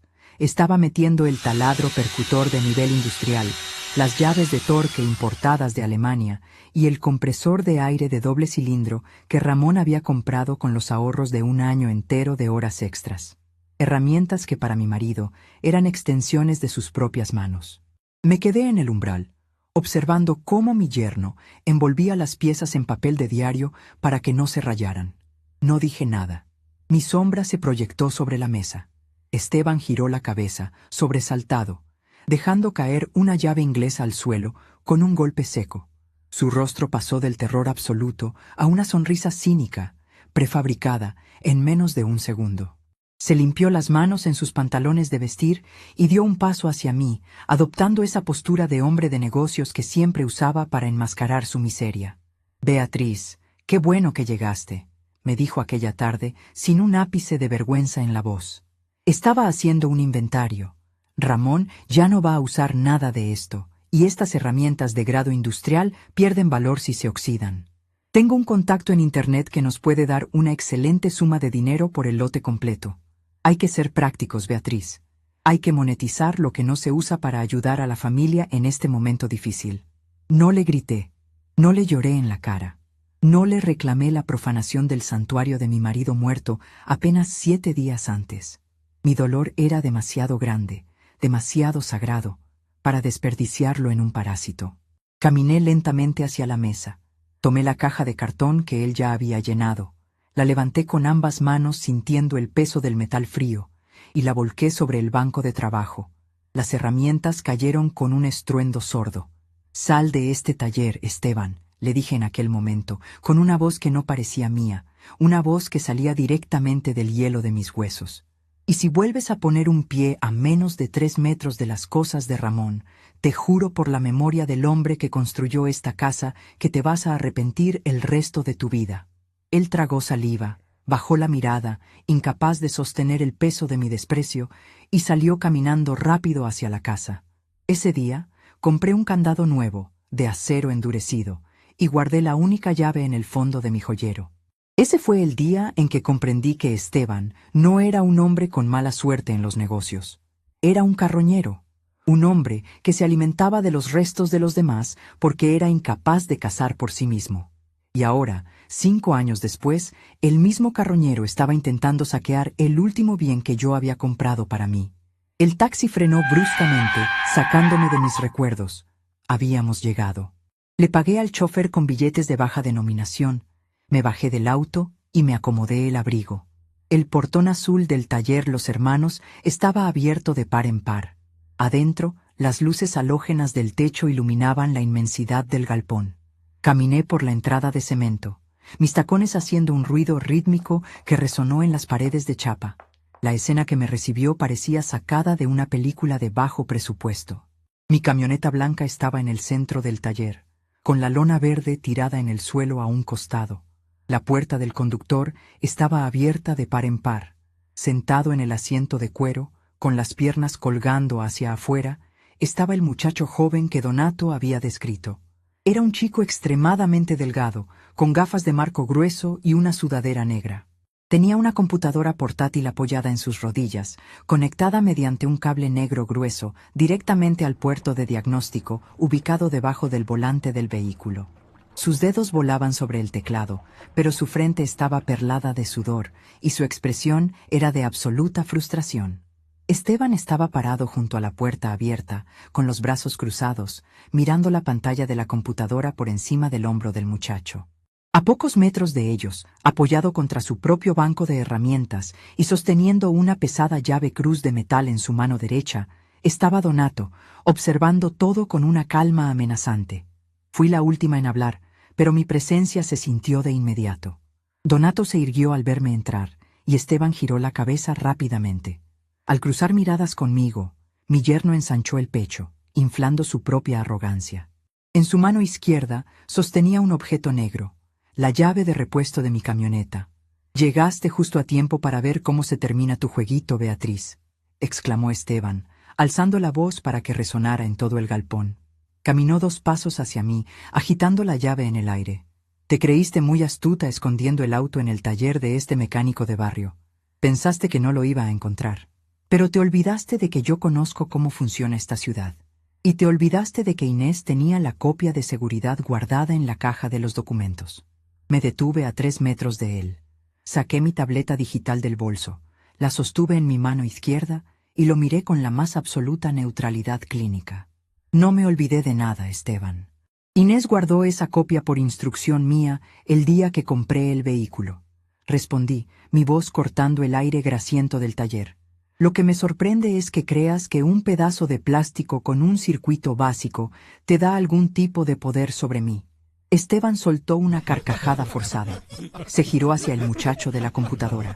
«Leandro, dile a mi suegra lo que estamos haciendo. Dile cómo le vamos a resetear la computadora de a bordo para borrar el bloqueo que ella puso por error. Esta mujer está casi ciega. Tocó botones en una aplicación que no entiende y arruinó el sistema. Pero nosotros lo vamos a arreglar». El muchacho llamado Leandro no se rió. Ni siquiera levantó la vista del teclado. Tecleó furiosamente durante 5 segundos más. Luego dejó caer las manos sobre sus muslos con un suspiro de derrota. Desconectó el cable negro del puerto del vehículo con un tirón seco. «No puedo hacer nada, jefe», dijo Leandro, con la voz temblorosa de alguien que sabe que no va a cobrar por su trabajo. «Esto no es un bloqueo mecánico ni un error de usuario. El puerto OBD está muerto. No hay señal de retorno. Esteban frunció el ceño, su sonrisa borrándose instantáneamente. ¿Cómo que está muerto? Prueba de nuevo. Usa el programa de anulación de fábrica que compraste. Yo abrí la puerta con la llave física. El cierre centralizado funcionó. El auto me reconoce. Leandro cerró la computadora portátil de golpe y se bajó del vehículo, retrocediendo un paso. La puerta se abrió porque la llave física mueve el tambor mecánico de la cerradura, pero la computadora central está encriptada a nivel militar, jefe. Alguien cortó la comunicación desde la central telemétrica y estableció un cortafuegos biométrico. No puedo entrar al sistema de inyección, no puedo habilitar el botón de encendido y no puedo borrar los códigos de error. El auto es un bloque de metal inerte. Para desbloquearlo, se necesita el token maestro que se genera desde la cuenta del propietario titular. Yo no toco más esto. Me puedo comer un juicio federal por intento de hackeo automotor. El muchacho guardó su computadora en la mochila negra. Se colgó las correas al hombro y caminó rápido hacia la salida, pasando a mi lado con la cabeza gacha. Ni Esteban ni Donato intentaron detenerlo. El silencio que siguió a la partida del muchacho fue absoluto. Esteban se quedó mirando el interior vacío de la camioneta, con la llave de repuesto todavía colgando inútilmente de sus dedos. Sus ojos saltaron del vehículo hacia mí, luego hacia mi tableta, y finalmente hacia mi rostro. Su respiración se volvió pesada, errática. Tú, murmuró Esteban, dando un paso hacia mí, perdiendo toda la compostura. ¿Qué le hiciste al auto, Beatriz? ¿Qué código le pusiste? Desbloquéalo ahora mismo. No le puse ningún código, Esteban. Simplemente ejercí mi derecho de propiedad, le contesté, levantando la tableta para que viera la pantalla oscura. Desvinculé el llavero de repuesto del sistema central a las 9 de la mañana, mientras tú y Joaquín me gritaban en la cocina. La llave que tienes en la mano solo sirve para abrir la puerta de chapa, pero jamás va a encender el motor. Ustedes creen que el poder está en gritar más fuerte o en tener el objeto físico en la mano. Para estar casi ciega, veo perfectamente cómo todo tu sistema de mentiras acaba de colapsar. No entiendes nada, gritó Esteban, perdiendo el control por completo, con la cara roja y las venas del cuello palpitando. Necesito este auto hoy a la noche. Tengo una cena con un inversor de capital de riesgo, un tipo que maneja millones. Le prometí que lo pasaba a buscar por su hotel. Si me aparezco en un taxi o en un auto de alquiler barato, se va a dar cuenta de que estoy quebrado. Se va a caer el negocio, Beatriz. Me vas a arruinar la vida por tu orgullo de vieja resentida. Ahí estaba la verdad, desnuda, patética y desesperada. Todo el teatro del peligro de Joaquín, toda la indignación por mi edad y mi vista, toda la agresión de la mañana. Todo se reducía a que Esteban necesitaba mi patrimonio para disfrazar su propio fracaso ante un desconocido. Quería usar el fruto de mis 72 años de trabajo para fingir un éxito que jamás había sido capaz de construir por sí mismo. Miré a Donato, que seguía en silencio, absorbiendo cada palabra de la confesión de mi yerno. Luego volví mis ojos hacia Esteban. No sentí rabia. Sentí una profunda, helada y absoluta claridad. Toqué la pantalla de mi tableta. La aplicación se iluminó. Tienes exactamente 10 segundos para dejar las llaves sobre el capó del vehículo, darte la vuelta y caminar hacia la salida de este taller, dije, con el pulgar suspendido sobre un botón rojo en la esquina superior de la pantalla. Si no lo haces, presiono este botón. Genera un reporte automático directo a la central de mi compañía de seguros y a la policía provincial. Declara el vehículo como intento de robo con acceso forzado por familiar directo e incluye el registro telemétrico de la velocidad a la que Joaquín lo condujo anoche.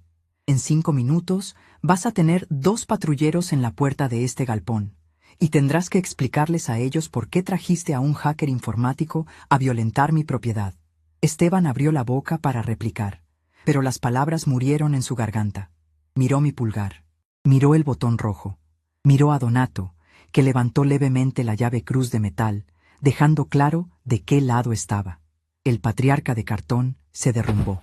Sus hombros cayeron, su pecho se hundió, y toda la arrogancia de la que se había alimentado durante 3 años se evaporó en el aire frío del galpón.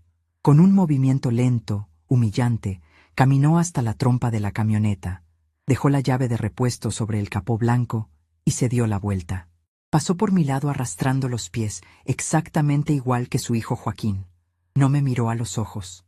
Salió por el portón azul hacia la calle gris, perdiéndose en la ciudad que ya no tenía un solo rincón donde esconder sus fracasos. Me quedé parada en el centro del taller, sosteniendo mi tableta. Había recuperado el control total de mi casa, de mi dinero y de mi vehículo. El mecanismo estaba cerrado, pero la limpieza profunda recién empezaba. Caminé hacia la camioneta, tomé la llave del capó y la guardé en mi bolsillo. El metal estaba frío, inerte, exactamente como debía ser. El eco de los pasos arrastrados de Esteban se apagó lentamente en la inmensidad del galpón industrial, tragado por el ruido lejano del tráfico de la Avenida Sur. Me quedé de pie en el centro del taller de chapa y pintura, sintiendo el peso del manojo de llaves de repuesto en el fondo de mi bolsillo. El metal estaba frío contra mi muslo, inerte y derrotado, despojado de todo el falso poder que mi yerno había intentado exprimirle. Donato soltó un suspiro largo y pesado, un sonido que parecía salir del fondo de sus pulmones cansados. Caminó con paso lento hacia su banco de trabajo. Dejó caer la pesada llave cruz de metal sobre la madera manchada de aceite y se secó la frente con un trapo rojo que llevaba colgado del cinturón de su mameluco azul. No hizo preguntas innecesarias.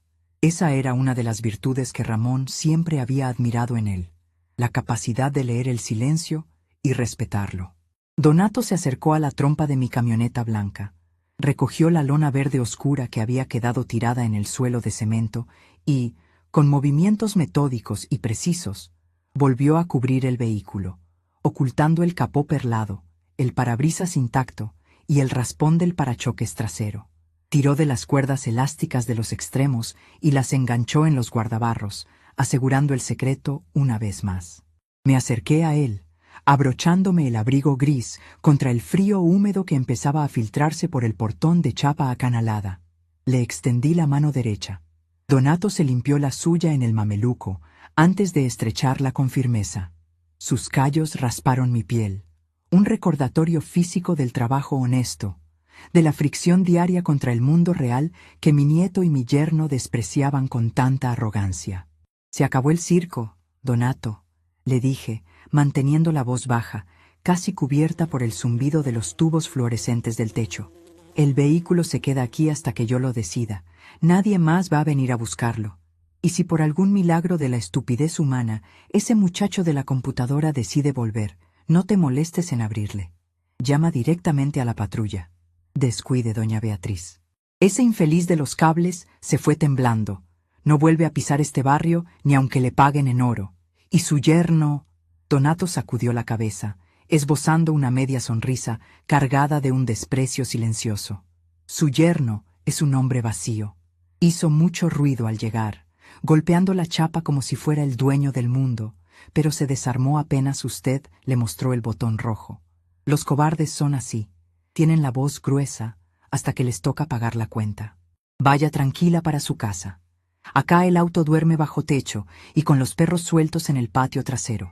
Me despedí con un asentimiento breve y caminé hacia la salida. La tarde había empezado a morir, tiñendo el cielo de la zona industrial con un gris plomizo, denso, cargado de la promesa de una nueva tormenta. Caminé 3 cuadras por la vereda irregular, esquivando charcos de aceite viejo y pedazos de neumáticos abandonados hasta llegar a la avenida principal. Levanté la mano y detuve un taxi negro con el techo amarillo despintado. El chófer, un hombre mayor con una boina de lana calada hasta las cejas, me miró por el espejo retrovisor mientras yo me acomodaba en el asiento trasero de cuerina fría. Le di la dirección de mi barrio y apoyé la cabeza contra la ventanilla. El motor del auto tosió un par de veces antes de arrancar, y el viaje de regreso comenzó. El traqueteo rítmico de las ruedas sobre los adoquines desparejos operó como una aguja de fonógrafo sobre el vinilo de mi memoria. Mientras el paisaje cambiaba de las fábricas oxidadas a las casas con jardines podados de la zona norte, el tercer recuerdo, el más pesado y oscuro de todos, emergió de las profundidades de mi mente con una nitidez que me heló la sangre. Fue hace 5 años y medio. Faltaban apenas 2 meses para que Ramón cerrara los ojos por última vez. Estábamos en la sala de espera del Instituto Oncológico. Un pasillo largo, pintado de un verde agua enfermizo, iluminado por luces blancas que hacían que todo el mundo pareciera un cadáver prematuro. Ramón acababa de recibir el resultado de su última tomografía. Las metástasis habían tomado el hígado. El médico nos había dicho, con esa amabilidad clínica y distante, que solo quedaba el tratamiento paliativo. Ramón estaba sentado a mi lado, sosteniendo mi mano, respirando con dificultad. Su piel tenía el color de la cera vieja. Yo había llamado a Inés desde el teléfono público del hospital, pidiéndole que vinieran rápido. Necesitábamos donantes de sangre para una transfusión urgente que le daría a Ramón unos días más de alivio. Inés llegó una hora después, sola. Tenía los ojos rojos y las manos vacías. Se sentó frente a nosotros, retorciendo la correa de su cartera de cuero sintético. ¿Dónde está Esteban?, le había preguntado Ramón, con la voz rasposa, buscando a su yerno en el pasillo vacío. Inés bajó la mirada hacia las baldosas de linóleo. No pudo venir, papá. Tenía un almuerzo de negocios, un networking muy importante con unos inversores chilenos. Me dijo que no podía cancelar, que de esa reunión dependía el futuro de la familia. Me mandó a decirte que apenas termine, pasa a verte. Yo sentí que el estómago se me convertía en una piedra. Ramón, en cambio, no demostró sorpresa. Apretó mi mano con las pocas fuerzas que le quedaban y esbozó una sonrisa triste, una sonrisa que era casi una disculpa hacia mí. El futuro de la familia, murmuró mi marido, cerrando los ojos. Ese hombre no tiene futuro, Inés, solo tiene excusas. Y el día que a ti te falte el aire, él también va a tener una reunión importante. Esteban nunca apareció por el hospital esa tarde, tampoco al día siguiente. Apareció recién una semana después, quejándose del precio del estacionamiento de la clínica y hablando en voz alta en los pasillos sobre cómo el mercado de valores estaba colapsando por culpa de las políticas del gobierno. Ese fue el día en que comprendí la verdadera naturaleza de la lealtad en mi familia. Yo había estado alimentando a una colonia de termitas, creyendo que estaba construyendo un nido. Ellos no me veían como una madre o una abuela, me veían como infraestructura, como una carretera asfaltada por la que ellos podían transitar a toda velocidad sin jamás preocuparse por el costo del mantenimiento. El taxi frenó con un chirrido de pastillas gastadas frente a la reja de mi casa. Le pagué al chofer con billetes exactos, esperé a que me diera el recibo y me bajé. La casa estaba sumida en la oscuridad. A pesar de que ya eran pasadas las 6 de la tarde y el sol había desaparecido por completo detrás de los nubarrones negros, no había una sola luz encendida en las ventanas del frente. No era un corte de energía general.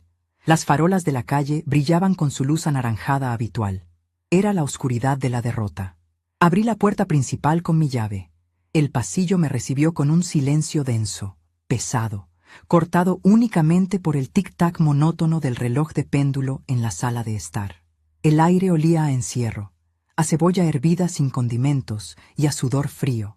Me quité el abrigo, lo colgué con cuidado en el perchero de roble junto a la entrada y caminé hacia el interior de mi propiedad, sintiendo que cada paso reafirmaba mi dominio sobre el territorio. Me detuve en el umbral de la sala de estar.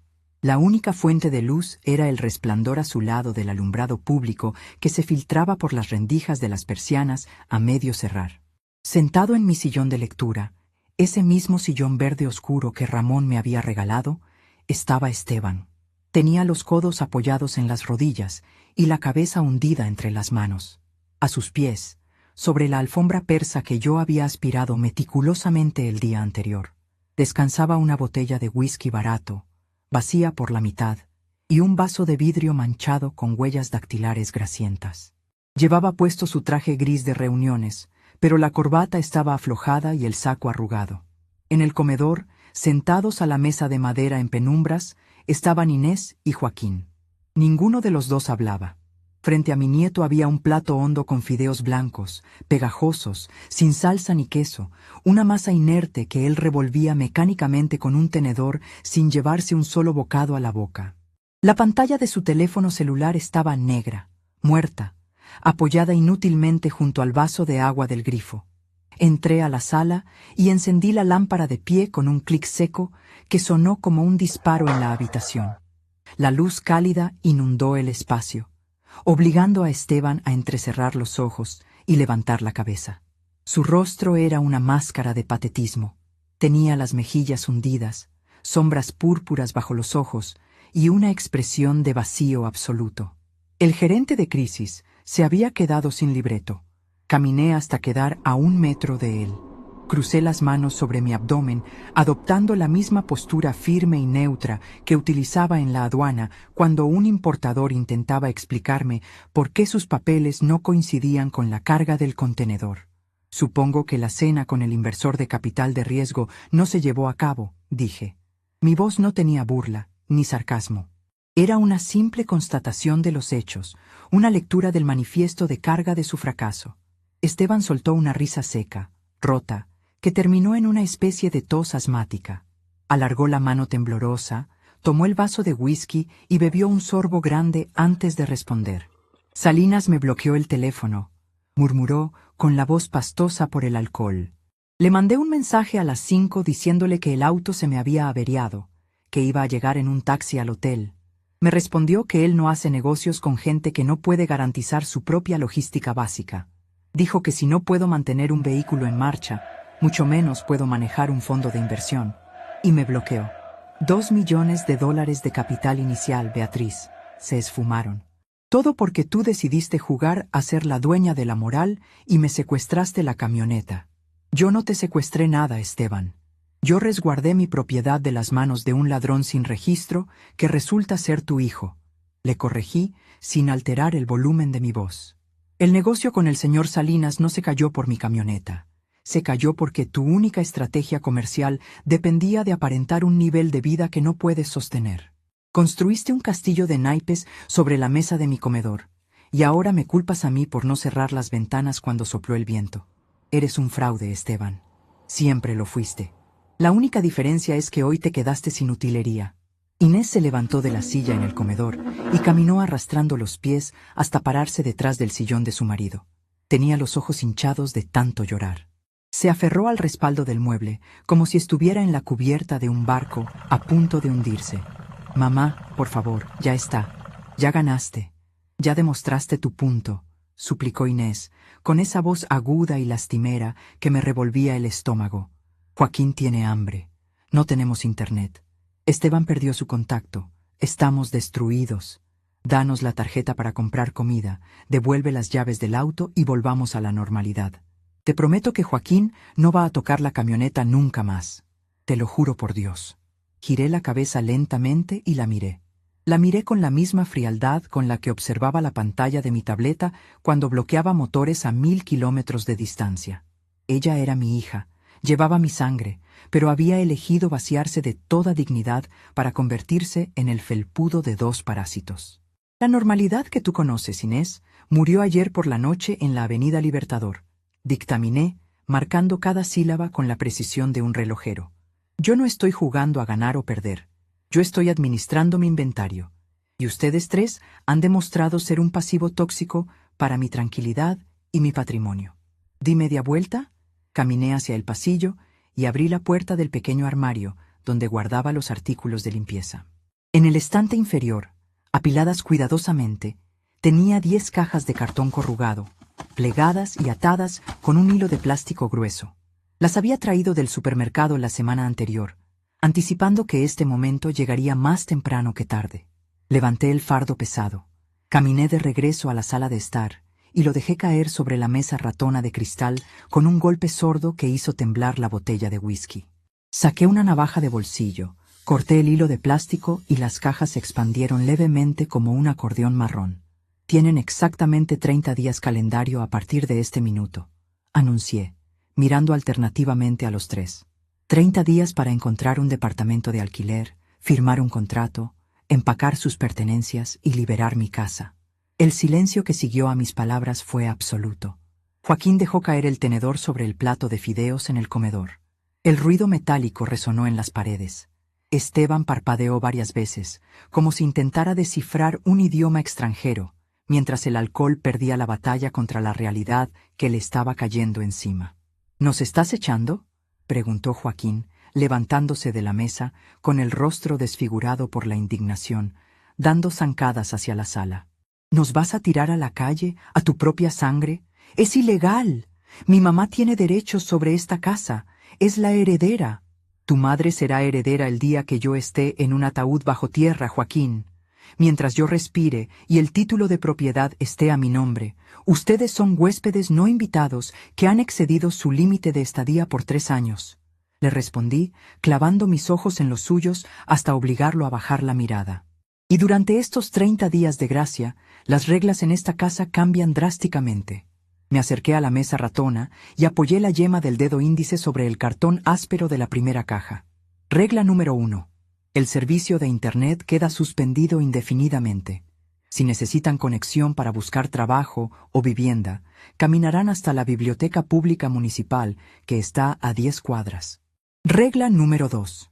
Las cuentas de los servicios básicos, luz, gas y agua, se dividirán en 4 partes exactas. Su fracción se pagará en efectivo, en mi mano, todos los viernes al mediodía. Regla número 3. Mi cuenta en la carnicería, la verdulería y el supermercado está clausurada para ustedes. Cada uno comprará, cocinará y lavará su propia comida. Mi heladera no es un comedor comunitario. Esteban se puso de pie, tambaleándose levemente, con los puños apretados a los costados de su cuerpo arrugado. No tenemos un centavo, Beatriz. Lo sabes perfectamente. Me gasté lo último en el remolque y los taxis de anoche. No podemos pagar los servicios, no podemos pagar una mudanza. Nos estás asfixiando a propósito. Te estoy enseñando a respirar, Esteban. A 6 cuadras de aquí, en la esquina de la avenida comercial, hay una cadena de comida rápida que tiene un cartel amarillo en la puerta, pidiendo empleados para el turno de limpieza nocturna. El salario es mínimo, pero pagan por semana. Señalé a mi nieto con un movimiento de cabeza. Joaquín tiene 19 años, 2 brazos sanos y mucho tiempo libre desde que le corté las suscripciones de los videojuegos. Es un excelente momento para que aprenda cómo se gana el dinero con el que pretendía pasear en mi camioneta. Inés rompió a llorar a mares, cubriéndose el rostro con ambas manos, dejándose caer de rodillas sobre la alfombra persa. Lloraba por su marido, lloraba por su hijo, lloraba por el castillo de mentiras que se había derrumbado sin remedio. Yo no me moví para consolarla. La dejé vaciarse. Sabía que detrás de esas lágrimas estaba el reconocimiento inevitable de que ya no había nadie más a quien culpar. Si no cumplen con el pago de los servicios o si encuentro un solo plato sucio en mi cocina, las cerraduras de esta casa se cambian esa misma tarde con ustedes del lado de afuera. Finalicé, dándome la vuelta hacia el pasillo. Empiecen a armar las cajas. El tiempo corre. No esperé respuestas. Caminé hacia mi habitación en la planta baja. Entré y cerré la puerta con llave. El clic metálico del pestillo sonó como el martillazo final de un juez dictando sentencia. Me quité los zapatos, me puse mis pantuflas cómodas y me senté en el borde de mi cama. Afuera de mi puerta, la casa era un cementerio de silencios y murmullos quebrados. Había cortado el suministro, había cerrado las fronteras y había impuesto el peaje. El mecanismo estaba en marcha y yo solo tenía que sentarme a esperar. Los 30 días siguientes fueron un experimento clínico sobre la naturaleza del hambre y la necesidad. La primera semana fue de pura resistencia pasiva. Esteban desapareció durante días enteros, caminando por la ciudad, intentando exprimir favores de contactos que ya no le contestaban el teléfono, volviendo a altas horas de la noche con los zapatos sucios y el ego destrozado, para comer arroz blanco que Inés hervía en agua con sal. Joaquín pasó 3 días encerrado en su cuarto, negándose a salir hasta que el estómago le dolió más que el orgullo. Al 4.º día, lo vi salir por la puerta principal, con la cabeza gacha y el currículum impreso en la biblioteca pública en la mano. Consiguió el trabajo de limpieza nocturna. Verlo volver a la madrugada, oliendo a grasa de freidora industrial y amoníaco, con las manos rojas por el detergente, fue una validación silenciosa de mi método. El muchacho que despreciaba a los mecánicos y a los trabajadores de oficio ahora entendía exactamente cuánto pesaba una jornada laboral de 8 horas. Inés fue la que más rápido se adaptó al colapso. Cuando comprendió que yo no iba a ceder 1 milímetro, desempolvó su vieja máquina de coser. Reparó el motor por su cuenta, viendo tutoriales en su teléfono con los datos móviles de Joaquín, y empezó a tomar arreglos de costura para las vecinas del barrio. Por primera vez en décadas, vi a mi hija contar billetes arrugados que ella misma había ganado con sus manos, guardándolos en un frasco de vidrio sobre la repisa de su cuarto para pagar su parte de la factura de luz. Al amanecer del día 31, un camión de mudanzas pequeño y destartalado estacionó frente a mi casa. No hubo despedidas dramáticas ni abrazos forzados. Esteban, vestido con jeans gastados y una camiseta sin planchar, cargó las cajas de cartón en la caja del camión bajo la mirada atenta del chofer, un tal Osvaldo que fumaba tabaco negro apoyado en el guardabarros. Joaquín sacó sus bolsos en silencio. Inés fue la última en salir. Se detuvo en el pasillo, frente a mi habitación. Yo estaba apoyada en el marco de la puerta, con una taza de café negro en la mano. Ella me miró a los ojos. Había perdido peso, pero su postura era diferente. Ya no tenía los hombros encogidos de una víctima perpetua. Tenía la tensión de alguien que sabe que el mundo no le va a regalar nada. Conseguimos un departamento de 2 ambientes en la zona sur, dijo Inés, con la voz serena, carente de lágrimas. Joaquín paga la mitad del alquiler con el sueldo de la hamburguesería. Esteban consiguió un trabajo de repositor en un supermercado mayorista. Empieza el lunes. Tomé un sorbo de mi café, sintiendo el calor amargo en la garganta. Es un buen comienzo, Inés. Mantengan la disciplina y no se van a hundir. Ella asintió levemente con la cabeza. No me dio las gracias, y yo tampoco las esperaba. Dio media vuelta, salió por la puerta principal y cerró despacio. Escuché el motor del camión de mudanzas arrancar, toser una nube de humo negro y alejarse por la calle arbolada, llevándose consigo 3 años de ruido, abuso y agotamiento. La casa respiró. Literalmente, sentí cómo las paredes se expandían, cómo el polvo asentado en los rincones parecía disolverse en el aire nuevo. El silencio regresó, pero ya no era un silencio tenso, cargado de expectativas rotas. Era un silencio limpio, cristalino, el silencio de una fortaleza que había repelido el asedio. Esa misma tarde llamé a Donato. A las 6 en punto, su grúa estacionó frente a mi entrada y bajó la camioneta blanca híbrida, impecable, brillante bajo el sol del atardecer.